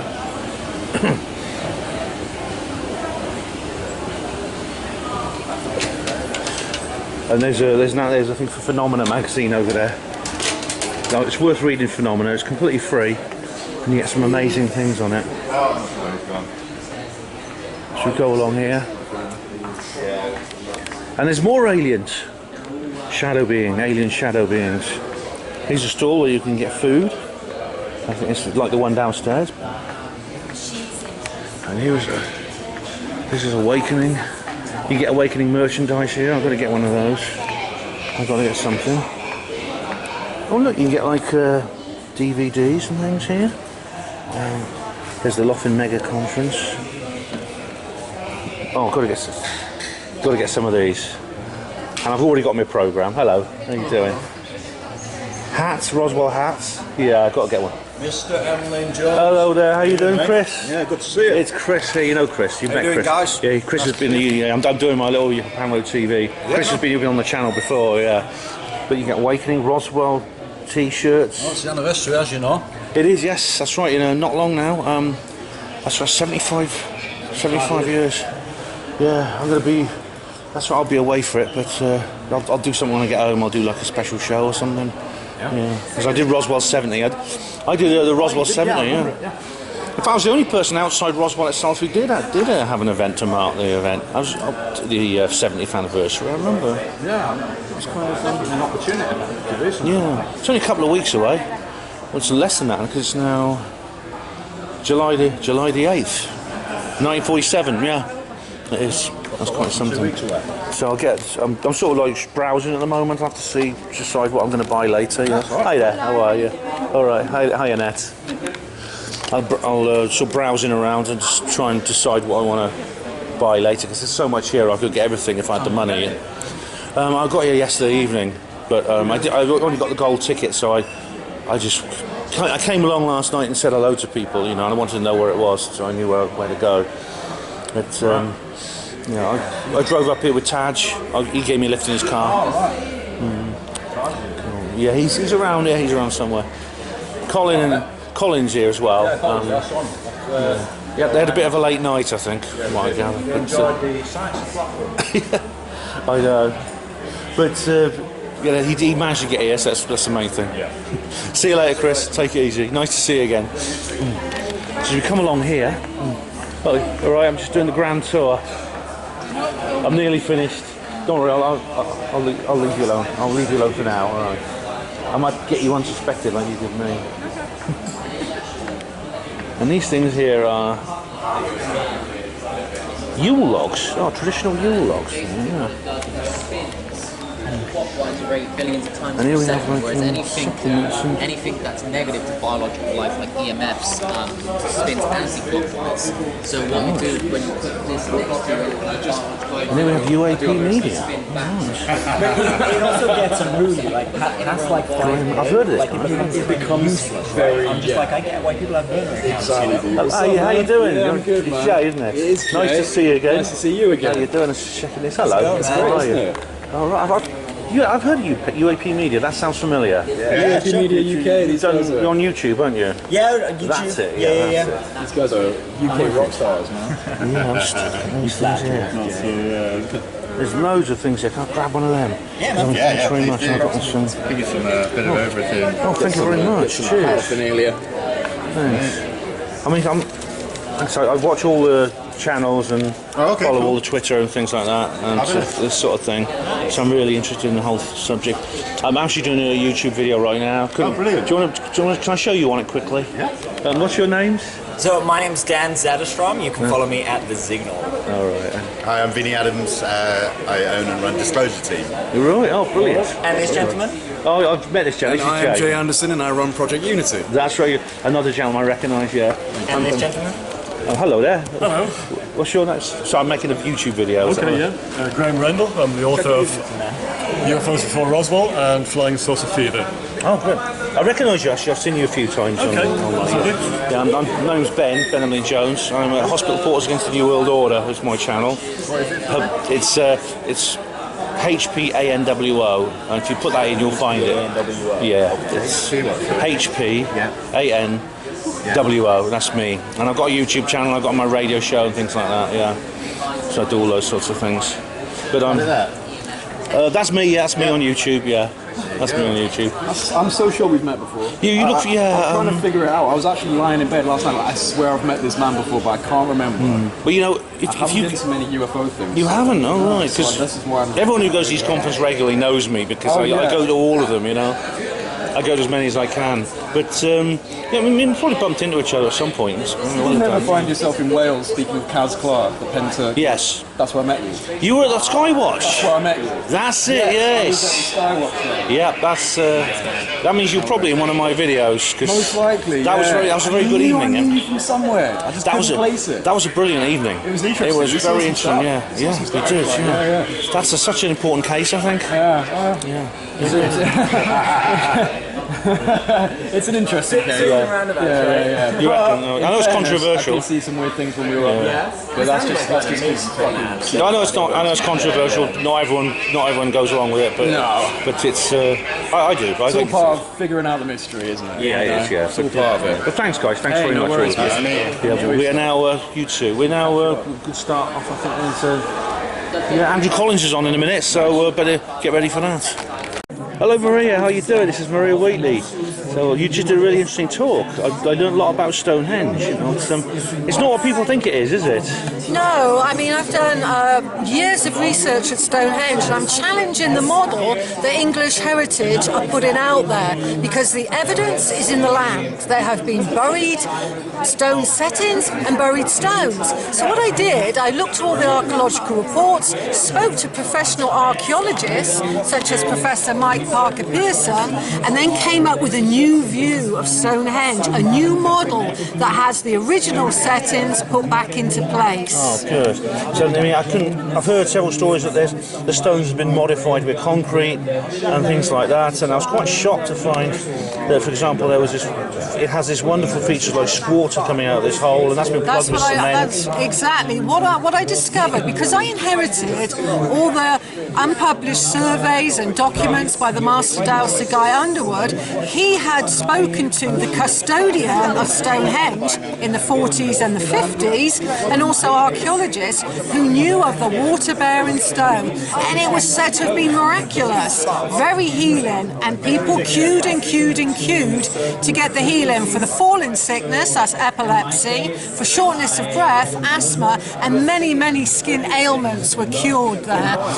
But what happened was the then Ministry of Works, that was the predecessor of English Heritage, decided to plug that feature up with concrete and plastic, and that's a crime against Stonehenge. It is. I've heard of stories of our past being suppressed in Malta and places like that. Do you think, is this some kind of deliberate attempt to bury the true history of the human species? I think it's an attempt to spoil the healing powers of place. And also I think, if you look back, it is a conspiracy, and it is repressed history, and it is long lost knowledge that needs to resurface, and that's why I plan for my book, A Secret History of Stonehenge. Oh, that's your new one coming out soon? That's my new one coming out in September. Oh, brilliant. You've already got like a couple of really interesting ones here. The elongated skulls of Stonehenge, that's the long skull people we've talked about before. Divining ancient sites. I went on one of your courses at the Rollright Stones. It was very interesting. I actually did manage to get some results. You sort of instructed us how to use the rods and the divining rods and things like that, and pendulums. And these is this a conference coming up? Yes, so if you give that a plug, Ben, that's going to happen on September the 3rd and 4th. Our keynote speaker there is Professor Robert Temple, talking about plasma. He's very good. We have Chris O'Kane, who did the astronomy for Robert Breval and Graham Hancock. We have the UK's top sacred geometrist. First day is going to be talks. Second day, out in the landscape, experiencing the energies with myself and the Archdruid of Avebury, and also with Daniel Doherty looking at the sacred geometry of place. Brilliant. I hopefully look forward to that and come along. I'm trying to work out if I can. I will definitely. Well, thanks, Maria. That's really interesting. Okay. Much appreciated. I really enjoyed your talk, and it's great to be here. Thank you, Ben. Just going to show you these stalls here. This is Andrew Collins and Gregory Little's book, Origins. As long as they were happy, then. I mean, the Vitalis has been happy. Present day Skinwalker. Really? Oh yeah. Cash only. Oh my goodness me! It's the opposite to what you normally see. Normally, no cash. Just sell cash. Yeah, yeah. No, we're old style here. Certainly this year. Maybe next year we'll have a card reader. Funny thing is, Andrew, in one of your books, I meaning to ask you because you know Ellis Taylor. You don't know him, all right? No. In one of your books, you visit. I come from Oxford, and in one of your books, you mentioned you visit a church, an old church in Oxford. Oh, not Binsey. Binsey, yes. Yeah. And I went back there. I decided to go and check the place out, and it was very strange. I mean, that is a weird place. It is, yeah. I heard a voice in my ear, and it was like we encountered those weird monks that turned up in the middle of the night whilst we were at the well. I mean, that was freaky. I mean, the thing is that my friend Richard picked up that these people were on the way. I mean, and I didn't really take much notice of it. And then suddenly we hear all this chanting and these people coming in the middle of the night, and then in the total darkness, they didn't have any lights. And they just walk all up to the front door of the church, go inside, and then obviously light candles or whatever it is that they're doing, illuminating it. And there's chantings coming out there, and you just think, what the hell is going on? It's odd. I mean, I went there St. Friedwise night as well. Well, that was the night. That was St. Friedwise night. I mean, we went back there a few times afterwards, but nothing ever happened again. I mean, I remember at one point we were there. I think probably the next year, hoping that they turn up again. And a car, these lights suddenly loomed out of nowhere. I thought, oh God, this is it. Here we go. But it was people that lived in the farm next door. Oh right, yeah. It is a spooky place. Like, I didn't see any monks or anything, but I went twice and nothing happened. But I did hear that voice in my ear going. I could feel the vibrations. It was like a real voice in my ear going. It just went like that. Just made a single vowel sound. Really? Yeah. But it's very odd. And it is a weird place. Binsey, it's like it's so old. It's like stepping back in time. It's like everything's. Yeah, it is. The church has got no electricity or anything. It's not been modernised at all. That well may well be the treacle well in the Alice in Wonderland story. Yeah, there's a visit with a well in that. So, it has that otherworldly connection through Alice in Wonderland, basically. Well, it's very interesting. Thanks, Andrew. It was an interesting talk. Thank you very much. I'll probably get hold of your books. Oh, yeah, Juliet. Go ahead. Oh, no worries. Go ahead. You got me. Did you get me? You got me unexpected. Yes. Oh. Yeah. You know it. I know. See you later. Let's going to go through these stalls. We've seen Maria's stall. There's Andrew Collins there. This is Maria Wheatley's stall. That's great. And this is hello there. How you doing? You? Nice to see you again. Yeah, you too. Nice. Hello. How you doing? I remember you from last time. Yeah. From UFO Truth magazine. That's right. Yeah. Let's have a look. There was a rumour you were going to come to Megalithomania. I couldn't make it, unfortunately. Yeah, I couldn't make it. Someone did invite me.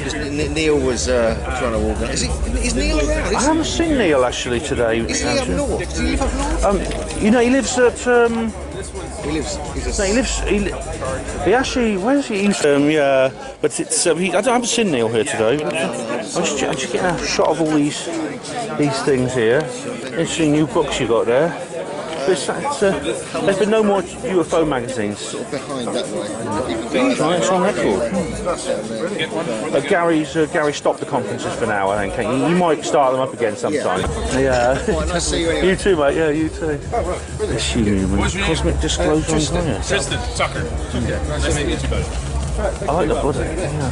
Hello there. How you doing? How's it going? All right, thanks. That's nice. It's a light Buddha. Oh, it's lovely. It's a light Buddha. It is very light. It's lovely, yeah. Oh, look at it. I was just getting a shot of all the stalls here. Sure. This is some free stickers from Gaia. These are several of our different original programs. This is Psychedelica about plant medicines. This is Linda Moulton Howe's TV show called Truth Hunter. Oh, I know that. She does two episodes dedicated to Rendlesham Forest. Oh, look. Yeah. Don't worry, I've been stalking people. That's the actual. The son's just told me that's a symbol for the crop circle. Yes, it was an actual. There's people in the audience here that came up to my table and were in that crop circle in 2017. Wow, that's and they verified. Incredible. So the symbol. It's a Merkaba. Yes, exactly. The folks that meditated inside the center of that crop circle in 2017, their download was that the image is to be used as a spiritual healing, as a cleanser, and as a water-based cleanser. So we put these on our water bottles back in the United States to help clean our water bottles and the energy that's inside them. So much for old guys with planks, you know, so much more than that, isn't it? Oh, they're amazing, yeah. Oh, cool, I'll come Take some back stickers later. when you can. I will do, mate, yeah, I will do, cheers. Billy Carson, he hasn't really appeared yet. But, there's Johnny Enoch. Oh, I think they're starting up again, I'll have to get the other shots later. Okay. Alright, it's, we've now got a 2-hour break until 5:30, and I'm here in the dining room again. As you can see here, everywhere you go you have these TV shows, you can watch a little bit of Gaia TV. We've had Andrew Collins has been on, and he, as you heard, I did manage to get a chance to ask him about the church and the strange voice in my ear. I got a chance to ask him about that. He has been looking into UFOs and about what they are, and he's met John Keel, who's now passed away. But he says that there's not just, it may be more complicated than just being spaceships in the same way that we build spaceships. The aliens might not be people in the same way that we are, which I suppose we would expect if they're so different from us and they come from other planets. He says that some UFOs are made of plasma, and you get like Earth nights. And but at the same time, you know, it's a weird thing about UFOs because they have this kind of esoteric side to themselves. So, for example, John Keel has noted this. Where large UFO incidents happen, you get other paranormal phenomena. He's allowing us the opportunity to see the Mothman Prophecies was all about that. And you also have which would make a difference in our frequency, our energy. You see, time anomalies. The Men in Black was definitely something paranormal about the Men in Black. They're not agents as such. Face-to-face physical contact. UFOs and aliens are physical. They're physical objects in the same way that we are, and matter on this planet is, and matter in the universe is. For example, aliens leave footprints. You can touch an alien.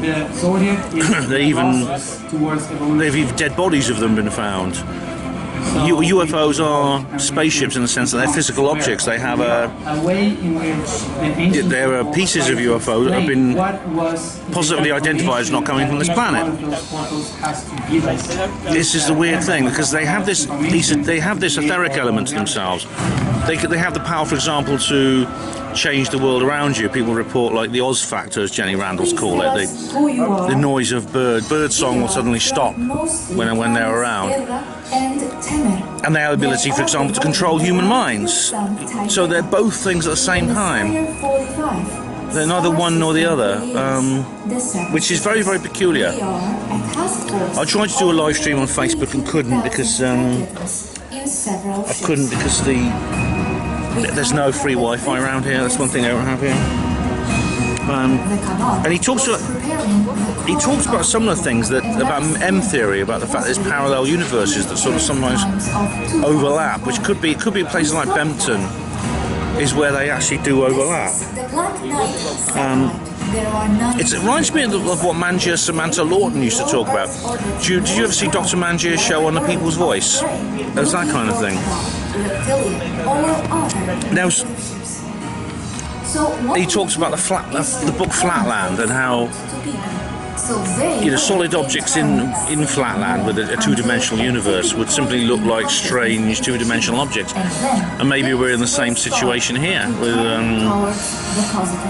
we see strange three-dimensional objects and they're actually four-dimensional. These are essentially what's called a tesseract. This is an object with it's a three-dimensional shadow of a four-dimensional object. There was the UFO panel after that. There was a very short break, and I was actually filming all the stuff which you saw just now. When you really think and then about the idea of they had Richard Doty, Paul Sinclair, Billy Carson, Barry Fitzgerald, and Steve Mera on there. Richard Doty. I'll say more about him later. I'll leave Doty for the time being. we ever have a moment in the world where the subject of UFOs Paul Sinclair has experienced paranormal phenomena, and he also said there were burial mounds as well near Bempton, and there's the Rudstone monolith, the largest standing stone in Britain, and you have like Willie Howe. Willie Howe is a strange thing. Sounds strange. It's actually a burial mound. And Maria Wheatley was talking about that as well. And there's a lot of those near Bempton, which could be a connection. Billy Carson mentioned the Black Knight satellite. This satellite is supposed to be in polar orbit, and how it was signalled by Nikola Tesla. What's odd then, he mentions Duncan Lunan, and I was surprised to hear him mention Duncan Lunan, because he said Duncan Lunan managed to decode some of the signals from the Black Knight satellite. Duncan Lunan is this guy from Scotland I haven't heard from years. I interviewed him. He's the guy who wrote the book about the Green Children of Woolpit, and he set up the solar calendar megaliths in Glasgow. I'll have to ask Billy how Duncan Lunan is involved in all this. Maybe I'll ask Duncan. I haven't spoken to him for ages, but I'm sure he'd speak to me. Barry Fitzgerald said that back-engineered technology from UFO crashes has now surpassed what the aliens build, and I don't know about that, if that's true. And it's really strange. There's also an observer effect according to UFOs. Steve Mera has been working on this thing called Project Doorway,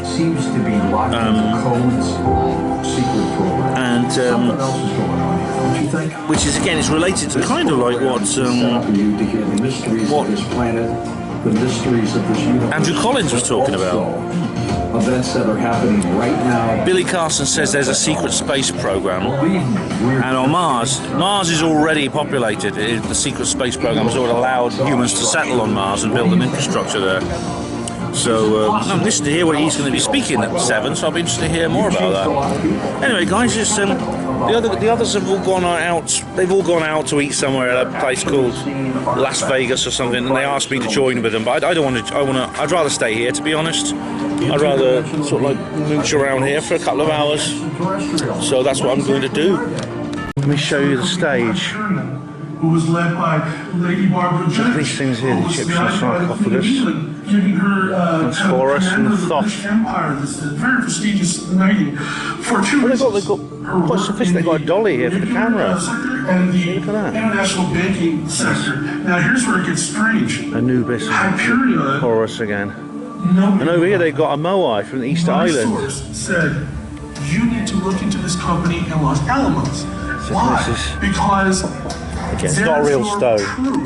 Reverse engineered alien technology. The battery's getting low on this camera, which is a shame. I didn't give it a full charge, silly me. Now, Billy Carson hasn't actually set up his stall yet. He's just got these QR codes here. But that's an alien from the film Roswell. This is Johnny Enoch here. This is George Sutherland, who does Ancient Aliens. There's Giorgio. There's Giorgio himself there. These aliens here. It's more about Gaia. The stories surrounding the area. It must be worth getting like Gaia TV. And getting stranger by considering the rubbish that's on most TV, you know. Strange creatures, aliens, Eric Von Daniken. and more have been seen by eyewitnesses. This is Barry Fitzgerald still. Oh, it's got Brian Allen's books. It has a deep, rich history which traces all the way back to the who placed the 45,000 years ago to die off. You're right. They infected them with some sort of a virus. They were not meant to survive. Jean Muir calls them cybernetic organisms, and he is partly right. Because in order to sustain this here is evolution, Steve Mera, the Rochdale poltergeist. That's what he talked. He's talked about before. That's the one about the Keith Linder's house. That's a good book. What's this? UFO Investigators Training Course. And you get he's got a few like old second-hander stuff here, and there's some Blu-rays. I don't actually have a Blu-ray player. Now these, I've got most of these. These are his like compendium ones. Have known about the presence of these alien groups. Travis, that's a Travis document Travis is good. And that's Steve's there. This is Dr. Teresa Bullard White, who I've actually not heard of before, but now you can pause and read this. She's speaking tomorrow, I think. Richard Dosey. This is this. And MUFON both being present. Oh yeah. Hiya. Oh, And night people. Yeah, all right, thanks. How are you? And this is Paul's. But this is Paul's. I've got like the DVD, but I'm gonna get the book. I've got to get the first book first. Book 3. Oh, that's and night people. Yeah. Yeah, that's the last one. That's about his own experiences. That one. Right, that looks interesting. That's a good one. Yeah. The only spoke on the panel. That other bit is in that one. Right, yeah. Oh, cool. I'm probably not going to buy anything till tomorrow because I've got to work out what I'm going to buy. But that's fine. This is the dog man. Look at this pulsing. This is like an artist impression of the dog man. Hi, Miss Steve. I believe it's pretty scary to think, but that's. Oh, that's Ummaby's in that one. Oh, cool. Yeah, look. Yeah, oh, look at it. They can actually be that big. It's scary to think. That's good. Yeah, that's a good model. And it's imagine me face because they can be that big. They can sometimes appear that size. Yeah. Just imagine me faced with that. Ooh. Yeah, it's very good. And there's these little aliens down, these little goblins down here, golem type creatures. Yeah. So that's the stalls, ladies and gents. I noticed there's these kind of there's these Men in Black type characters who are hanging around. However, or women in black and men in black. Some men in black. They're not actually the Men in Black. They're just the ushers and the staff. They wear this particular uniform that makes them look like the Men in Black. I don't know if that's deliberate, just to humour us. That's right. That's Mick Upman down there. The most common thing that's reported that's unusual there are small. Hi, Steve. So that's it. Oh, sorry, Andy.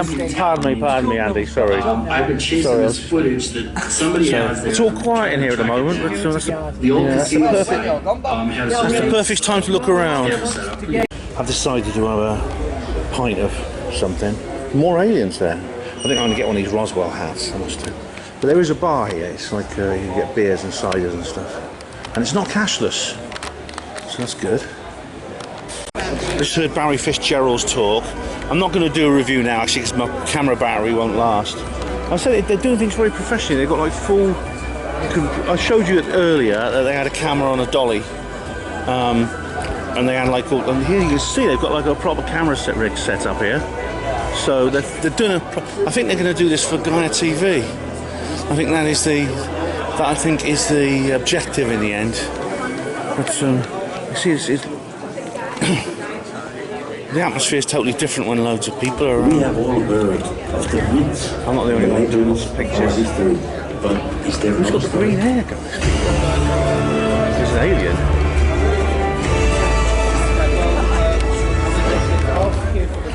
So what they got him anyway. Hello there. There was two of them, he said, in the same time. Sorry to interrupt. Are you having fun, Miles? He was there. You walked into my room and I was on the big telly and I was there in person. No, I'm sorry, mate. Two of me. One is bad enough, but not two. Dear me. That's it, mate. You're popular. You can see they've got like a full gallery here. See?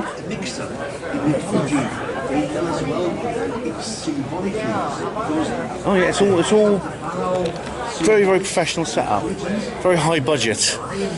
You know, in fact, people. It's amazing. It's so cheap, actually. Guys, I've got Derek Savory here. You might remember him. How are we doing there, Ben? All right. Always good. Yeah, I made a great video with Derek about Rendlesham Forest, and he gave us a wonderful tour. How many years ago was that? 5 years ago. About 2014, wasn't it? Something like that. Yeah, a lot of years ago. 8 years ago. Yeah. The video's on my channel anyway. If you want to watch it, you can. I won't put a link in the description box. You can find it. It's good to see you again, You mate. have to come down again and do some film on the healing. I'll be glad to. Yeah, the healing side. I'd love to. Yeah. Have you having fun here today? You enjoying yourself? Brilliant, fantastic, brilliant speakers, excellent speakers. Oh yeah, excellent. All bad. It's not a bad location. Right by the tower. Exactly. Yeah. It's and the weather's not been too bad as we thought it was. And I've I mean I can't really pick a favourite speaker. They've all been really, really good. They've been fascinating. We've just had a special announcement. Billy Carson has won the Global Citizen Award, which is the conference's award for various people. Other luminaries include Linda Moulton Howe and Richard Dolan. So he's joined that. Rick Von Daniken as well. He's the next speaker. And so it's a real honour to get that. But he's an amazing chap. He came out of poverty and he started selling his toys and things like that. And before you know it, he gets an education, he gets a business, and starts investigating aliens and ancient mysteries. And now he is presenting 2 programs on Gaia TV. So well done, Billy. Yeah, I don't know much about him. I've never heard him speak before. I have. I mean, I was interested to hear what he had to say. Very, very interesting stuff. I mean, he didn't have time to finish his talk, unfortunately, because he sort of overran a bit, but talking about Mars anomalies, but that's fascinating stuff, yeah. I think it's brilliant. Absolutely fantastic. I'll watch the guy again, definitely. He's certainly a #1 speaker, and he's very popular. I noticed all the crowd will stand up cheering for him. Yeah, they were. And that's the only one I've seen today, actually, to be fair. But all the speakers have been good. All of them. We're probably going to head off in a minute, but you're probably going to miss the last speaker, Derek Von Daniken. I'm getting I feel like I need to get some. I'm getting a bit overwhelmed, but I'll be back tomorrow. So cool. Thanks. See you later then. Take care. Take care. All right, guys, we're in the pub. We're in a pub called the Brew House. We decided to call it a day and move on. So we've got Taj just arrived. That's the latest addition to our collection. So we're just gonna relax for the rest of the evening now. It's 9 o'clock. So we moved on to a pub called the Rose and Crown with Mark and Colin. Look what I've got here. Look what's here. Photo by Juliet Gregson. Hey, how about that? She'll be very pleased. She's local heritage photographer. It's not a bad little pub, this, actually. Well, welcome to Blackpool late at night. It's about 11:30 and I'm heading back. There's the tower, you can just see the tower there. I'm heading back to the hotel. It's about half hour's walk. It's just like the other Colin and Mark were like staying out, and I'm like, if I do that, what's going to happen? I could hardly keep my eyes open today. I don't know what's up with me. I'm like sleeping 6 hours and then 5.5 hours, and then I was like dropping off during every speech. I do this during conferences. I know I do that, but it just gets a little bit too.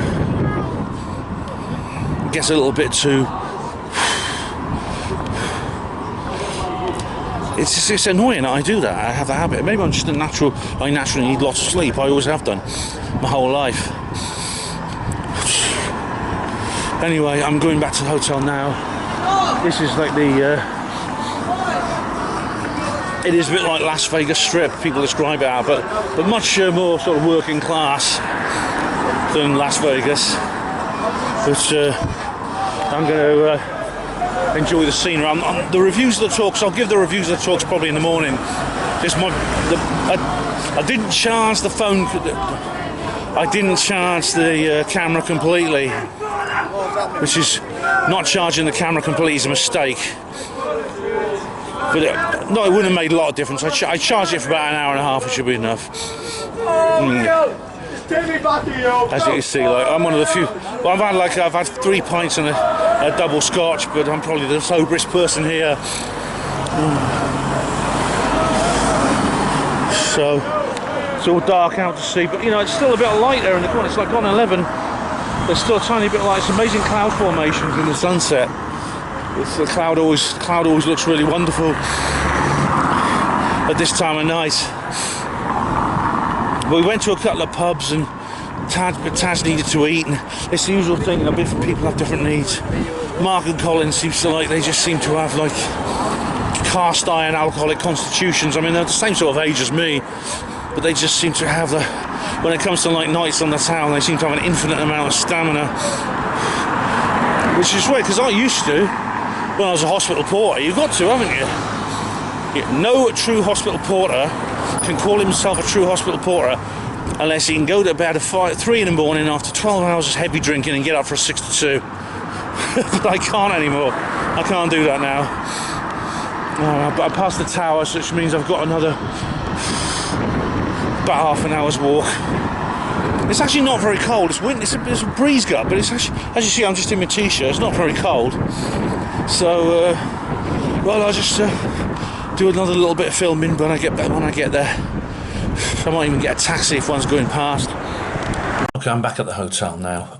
It's quite I wouldn't say it was a hairy or difficult walk back. It's just every person I passed was pissed out of their heads. It was like an entire Blackpool. Like I said, I've never been to Blackpool in season, late at night, and I was really quite surprised and dismayed. I don't say dismayed. It's just people having fun. Dismayed is the wrong word. It's like an entire town just turns into D shift after a Friday 2 to 10. Every single person I passed was drunk. They were reeling backwards and forwards across the pavement now. And none of them were aggressive. No one gave me a hard time. It's just they were all pissed out of their brains. Anyway, now I'm back, I'll review the final speaker of the day, or the final one I saw, which was Billy Carson. I'm impressed with him because he was very impressive, actually. What impressed me about him, many things impressed me about him. One of those, he did the entire ufology panel and his entire speech without not once mentioning his race. He didn't once make any kind of comment about being black. If you just read a transcript, you wouldn't even know he was.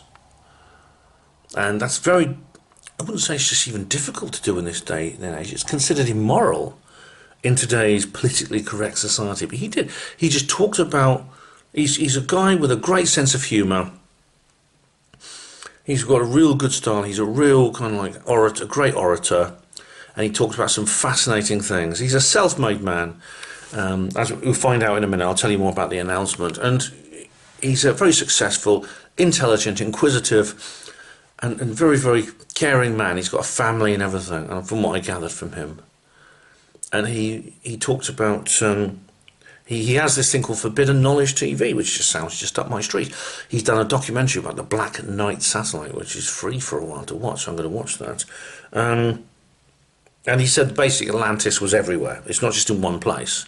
The ringed city, which Plato described, is just one part of it. It was the whole world. He's got a social media platform as well, which I must join. And he talks about the tablets of creation, and he talks about Tiamat. Now, Tiamat is a theorized planet that used to exist in the solar system, was destroyed in a cataclysm, and became the asteroid belt. Now, I know many astronomers say that the asteroid belt does not contain enough mass to have become a planet. However, some of it might not have stayed in the asteroid belt. Some of it might have fallen into Jupiter. Some of it might have flown off out of the solar system. We don't know. He mentioned Ceres. Now, Ceres is a planet 1,000 miles across, but no one. It's considered a minor planet, and people don't talk about it much until a probe visited it a couple of years ago and found a shiny white object on its surface, which was a bit of a mystery about what that was. He believes that basically humans are all aliens, and there's lots of reasons to think that that's an interesting idea and quite possible.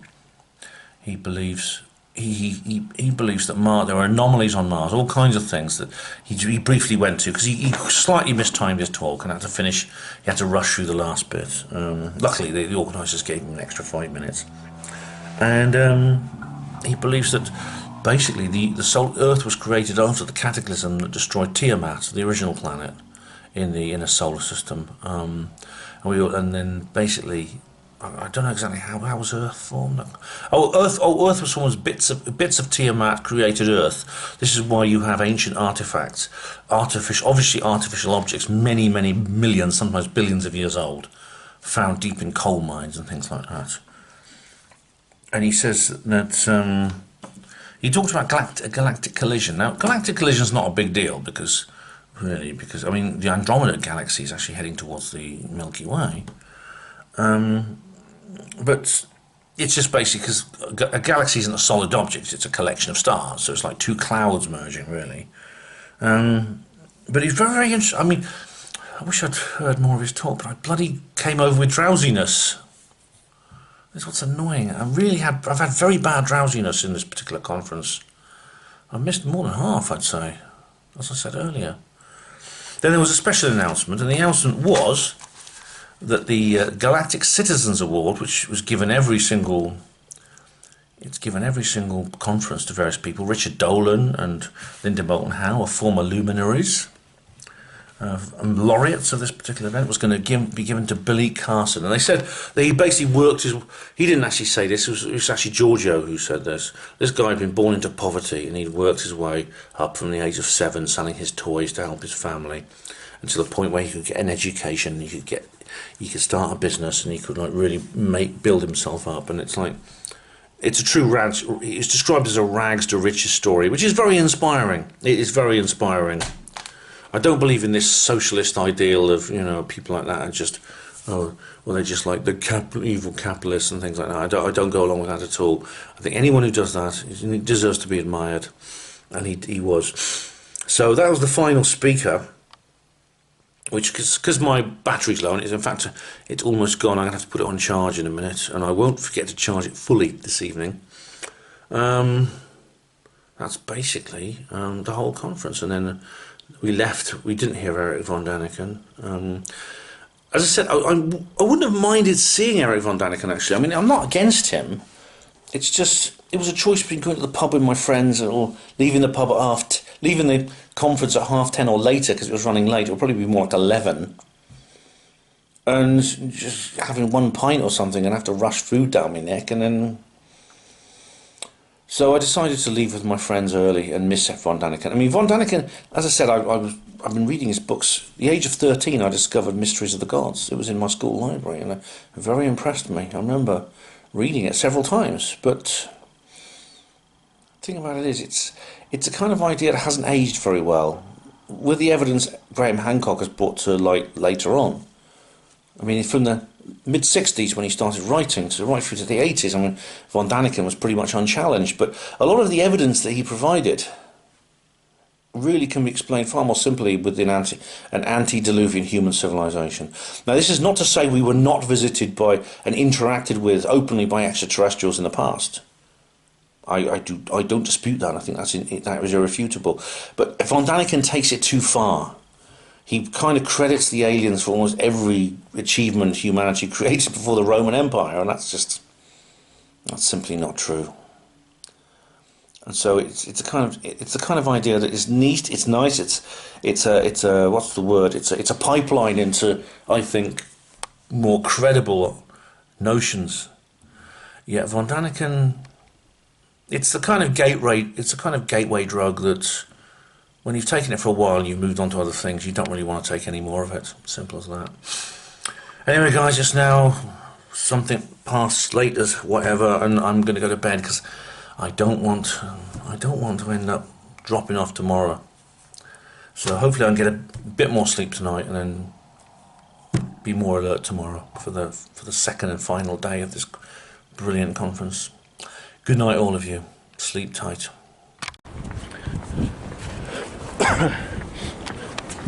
Hi guys, well, good morning. It's Sunday morning. It's about 9:30. I'm walking back to the venue. I've left it a bit late actually. I might even, by the time I get there, it could be the first speaker will have already begun. It's just this the actual. I was talking about this with Colin and Mark last night. This is not the ideal way to I know you get a lot of speakers in that way, but it leaves for a schedule, which inevitably means, unless you're a true zealot, you have to miss some of the speakers. You have to miss some of the speakers and instead just do other things. So, for example, starting 9 AM, really finishing like 10:30 at night, 11 o'clock. Sometimes if it runs late, it means, I mean, there are very long breaks. I mean, there's a 2-hour break between 3 and 5, so people can go out for get some fresh air, things like that. Despite that, probably the best option, and obviously other things constrain it, such as all other organisational problems,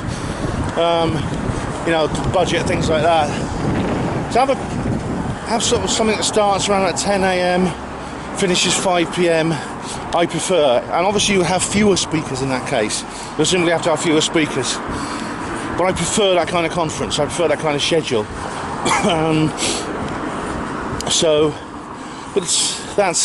That's why I'm sort of like, I left it a bit late, because I mean, by the time I got home from the pub, by the time I got back last night, I'm sort of settling down for bed.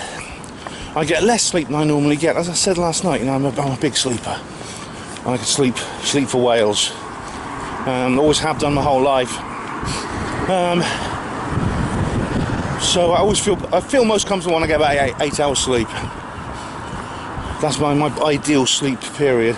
I can manage on less, I can manage on 7 or 6 or even a little bit less, but you know, it's not ideal for me. Especially, like I said, when I have the drowsiness problem in the conference, and I'm not the only one, others were as well. And that's all to do with just sitting in a warm room, comfy seat, concentrating, and the drowsiness kicks in. So anyway, I'm not taking my laptop with me today. Something just to carry around that could get lost. You know, is it worth it?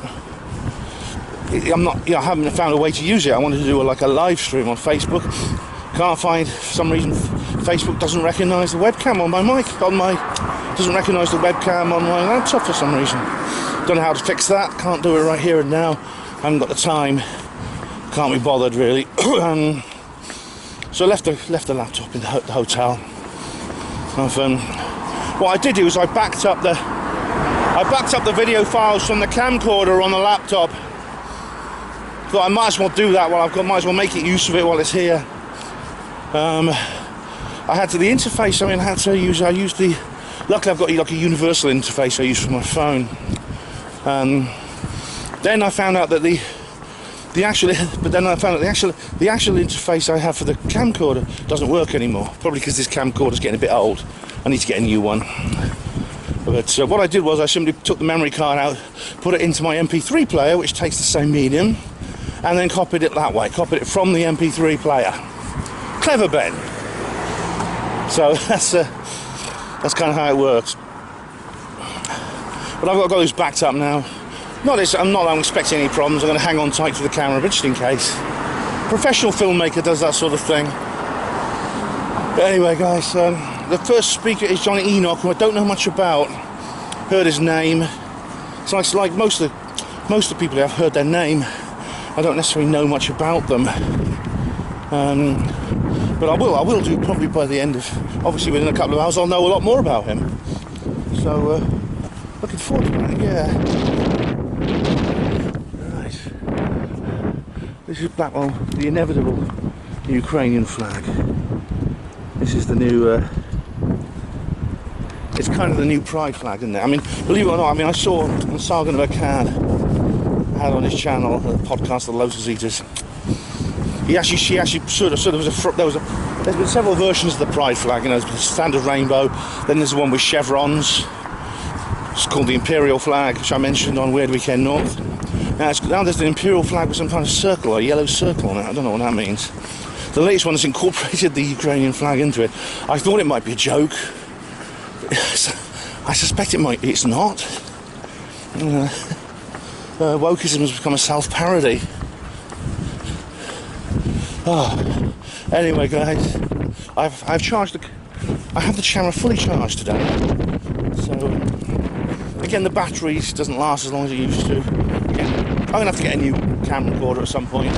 This one will do for now, though. Anyway, there's that trusty tower. I know where I'm going. So see you later.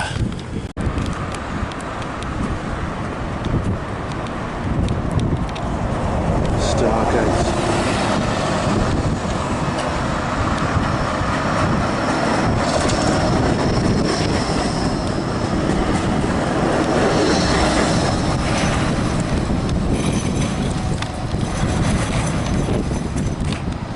And here we are, we're arriving at the venue for day 2. I don't know if you can hear me, it's actually really windy at the moment. There we are, brand new. I reckon this is probably maybe one of the first things that have ever happened here. Oh, we've got it. It's on the door and everything. Maybe we become the permanent home of the Awakenings conference. I don't know. Morning. Morning. All right, thanks. How are you? Cool. Morning. Morning. Morning, Jackie. Morning, guys. How are you? And here we are. So we're going to go up up we go up the. Thanks very much. Up Jacob's Ladder.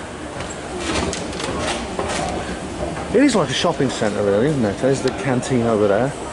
Lloyd is here with his paintings. So we're all set to go. Throughout the screens today, you'll see a lot of Gaia material, our sponsors. We've selected some of the original best of the series.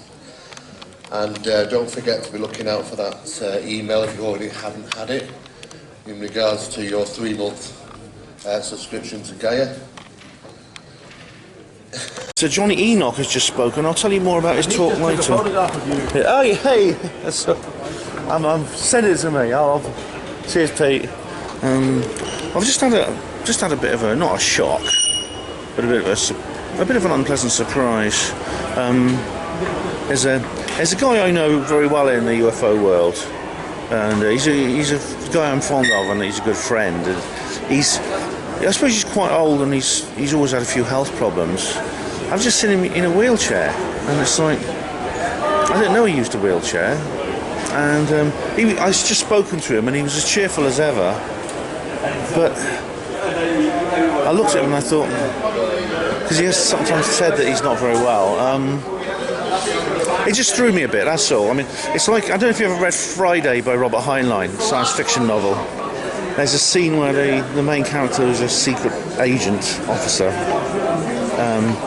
sees her boss, and this is a guy who's always famous for having like 2 walking sticks, and he's in a wheelchair too, and she says some things are not meant to change, and I suppose that's how I felt. I knew exactly what he was talking about. You know, this guy is just now he doesn't use it all the time. I mean, I saw him yesterday, and he wasn't in a wheelchair, but he is now today. And I felt a pang of sadness when I saw that. Lie down in the Just couldn't grass help it. over there and take a He's doing all right. But there were trees all he's kind of around like us. And so what we were talking about was adopting. I think he takes it in his baby. stride. You know, he's just got used to it. Now, my wife and I just didn't follow it up. It's like, anyway, I hope he'll be all right. If you had gone on and asked questions, hope he's and you okay. had a